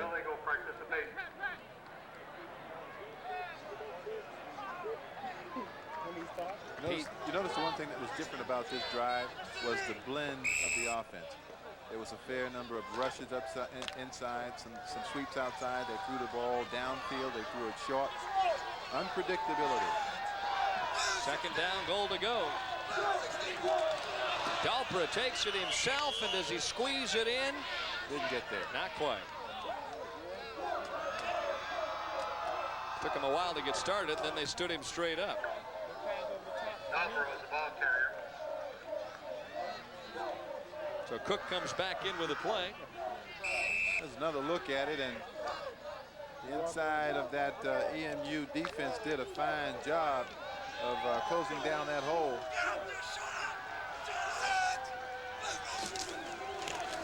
To the fullback, Trent stacked up right on the goal line. Eastern Michigan says, no way did he get in. Well, that's just having a lot of pride in your defense, in your unit, just to get down there now on the half-yard line, and they've actually pushed Kent back now about a half yard. Once again, nothing doing inside, no push whatsoever.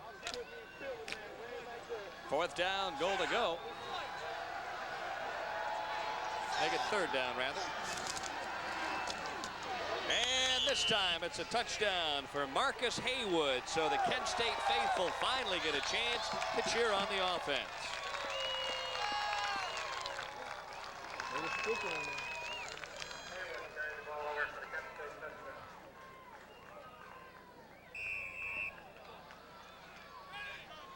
I would imagine they should go for 2. Well, Steinberg on to try the extra point.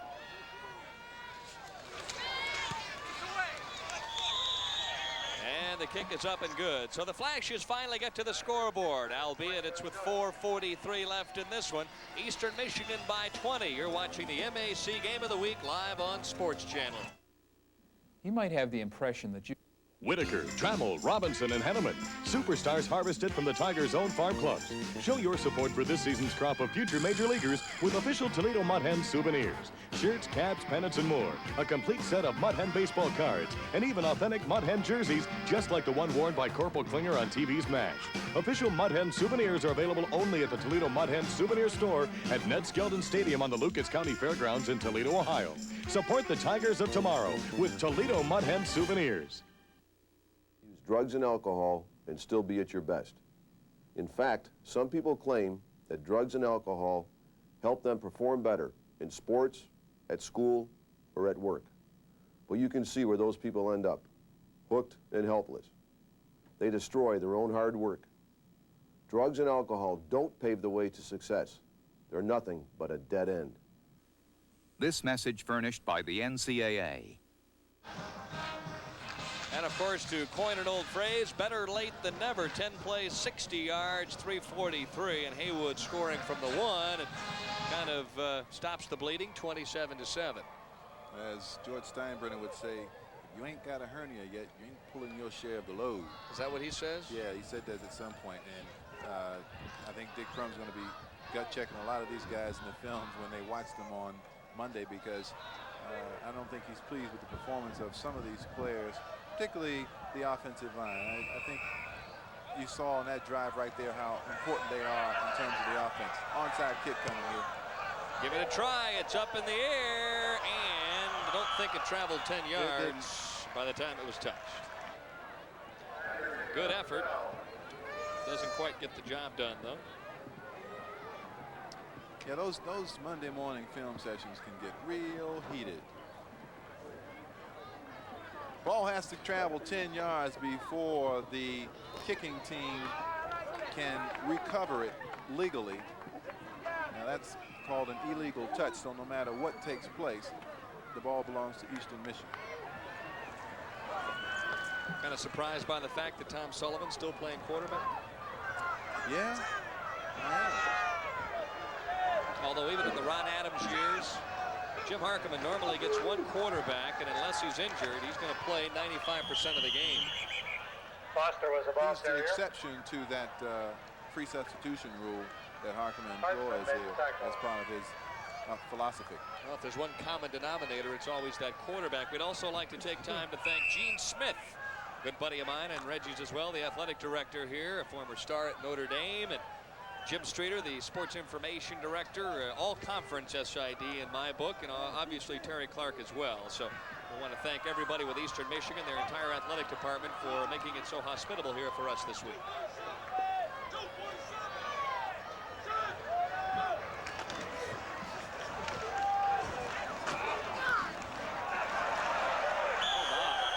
Carried about 6 different people with him, and that's very close to a first down.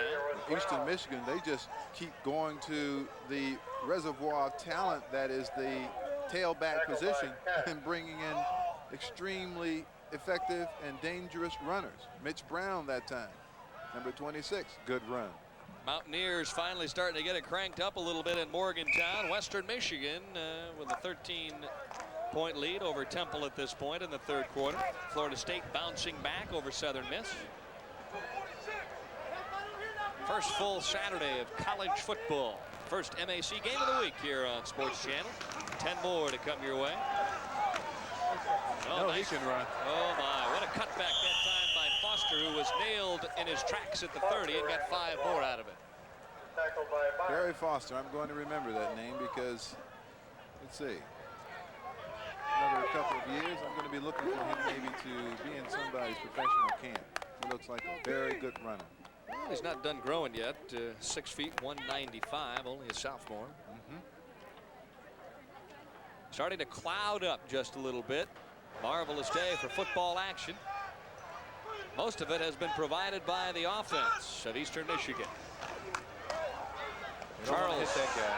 Oh my, did you see Charles Nash slip through that hole, that svelte 245-pound body? I call that a dainty move.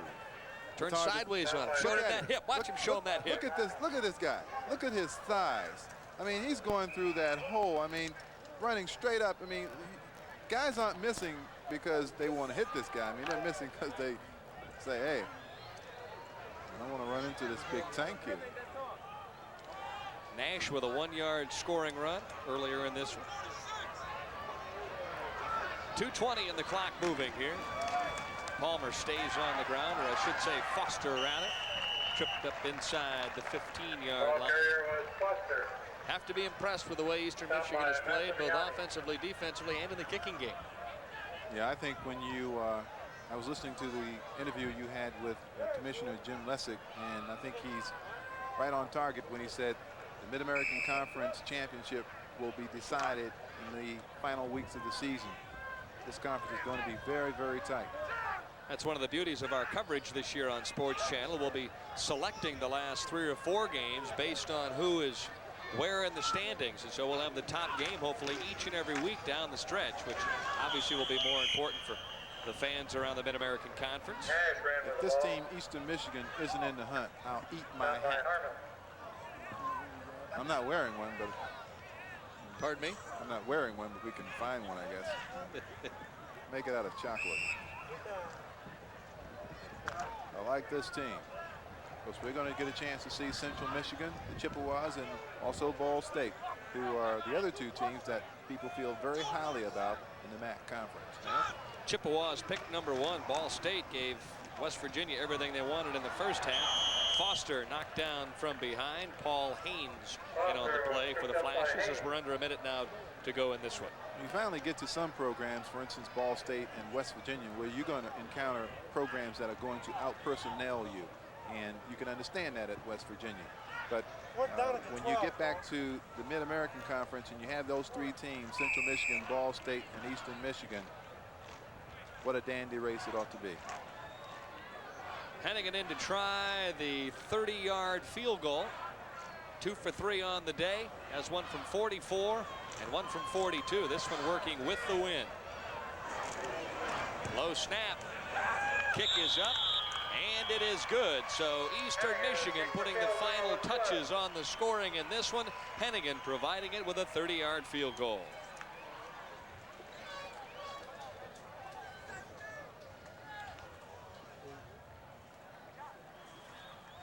Quite an afternoon offensively for the Hurons, who defeated Kent State here a year ago 21-14, but it has been all the gentlemen in the forest green and white here this afternoon.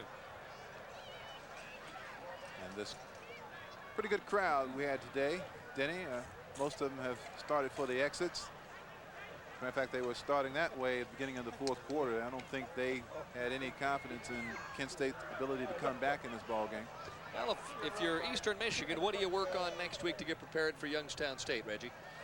I think if you're Jim Harkema, you probably take something that you didn't do well in the ball game and really stress it. You don't want to get these guys to get the big head and to think that this is the way it's going to be every Saturday in the MAC conference, because obviously Kent is a team that needs more personnel, and they're just not ready to compete for the championship at this point. And if you're Kent State and you're Dick Crum and you head back to Dick Stadium for a week's worth of practice before you head to the Rubber Bowl in Akron, what is it that you work on? Well, football saying is you buckle up your chin strap and you bow your neck and you make sure that these people know that we're going to be a good football team one day. Just look at Eastern Michigan before Harmon came here. They were one of the laughing stocks of the Mid-American Conference, and now they're one of the powerhouses in the conference. So Dick Crum, given time, when his recruits become seniors, will have his opportunity to compete for the MAC championship. Final kickoff of the day. High, long kick. Haywood with an over-the-shoulder try. We'll go ahead and down that one in the end zone. Flashes will start 1st and 10 from their own 20-yard line. Of course, coming up in 2 weeks, our next game on Sports Channel, September 16th. The Bobcats at home against this talented crew from Eastern Michigan. Cleve Bryant has really turned things around down in Athens, though. They've got some running backs that can hurt you. Well, I want to say I'm looking forward to that in Cleve Bryant and Ohio University and getting down to Athens, and I'm looking forward to working with you. And this is my very first opportunity at actually second opportunity in college football and first in the MAC conference, and I'm looking forward to it. I'm very pleasantly surprised by teams such as Eastern Michigan. Well, I've enjoyed your commentary. We're going to have a lot of fun this season as Sean Trent catches one over the middle and then pays the price, much like Reggie Rucker used to in the professional ranks. Oh, yeah, I think the first thing you have to do as a receiver is show people that you're tough enough to catch the ball inside, because everybody can catch the ball outside. Well, they were expecting maybe 15,000, so the number goes up as far as the Eastern Michigan fans are concerned. The kids aren't even in school yet, and they drew 17,000. Well, that will run out the clock here as the Eastern Michigan Hurons come up with a big, big victory at home as they defeat the Kent State Golden Flashes 30-7. And Michael Reghi down on the sidelines has a very interested fan. Denny, thank you very much. This is a gentleman that put the motion into Jim Harkema's offense today, fifth-year senior Tom Sullivan, who directed this offense to the 37 win. Tommy, for openers, is it what you expected? Did you get accomplished what you wanted to get accomplished? I think so. You know, the main thing is we got to win, and we felt good about the offense all during camp, but you don't really know until game time. So I think we were confident in what we were going to do, and it showed today. As second quarter, you were able to diversify. You hit him with 17 points, and you started throwing to a lot of different receivers. Got to be a good feeling for you as a quarterback to have such talented people to be able to catch football. Yeah, that was kind of a question mark before the season. We didn't have a guy that played a lot of, had a lot of game time, but I knew that we had some talented receivers. Just a matter of us getting them some game time, and they showed they can play today. This football team has to be a contender in the MAC, don't they? Oh, definitely. I think we showed it today that we're definitely in the top 2 or 3. Tommy, congratulations. Outstanding job. Tom Sullivan, who will be one of the premier quarterbacks in this Mid-American Football Conference. No question about that. Denny, Reggie leads his ball club to the 30-7 win over Kent State. Send it back up to you guys to wrap it up from here on the sidelines. Excellent job this afternoon, Michael, and we'll be back with a final comment here from Ypsilanti. Hurons with an exclamation point in win number 1 on the new season.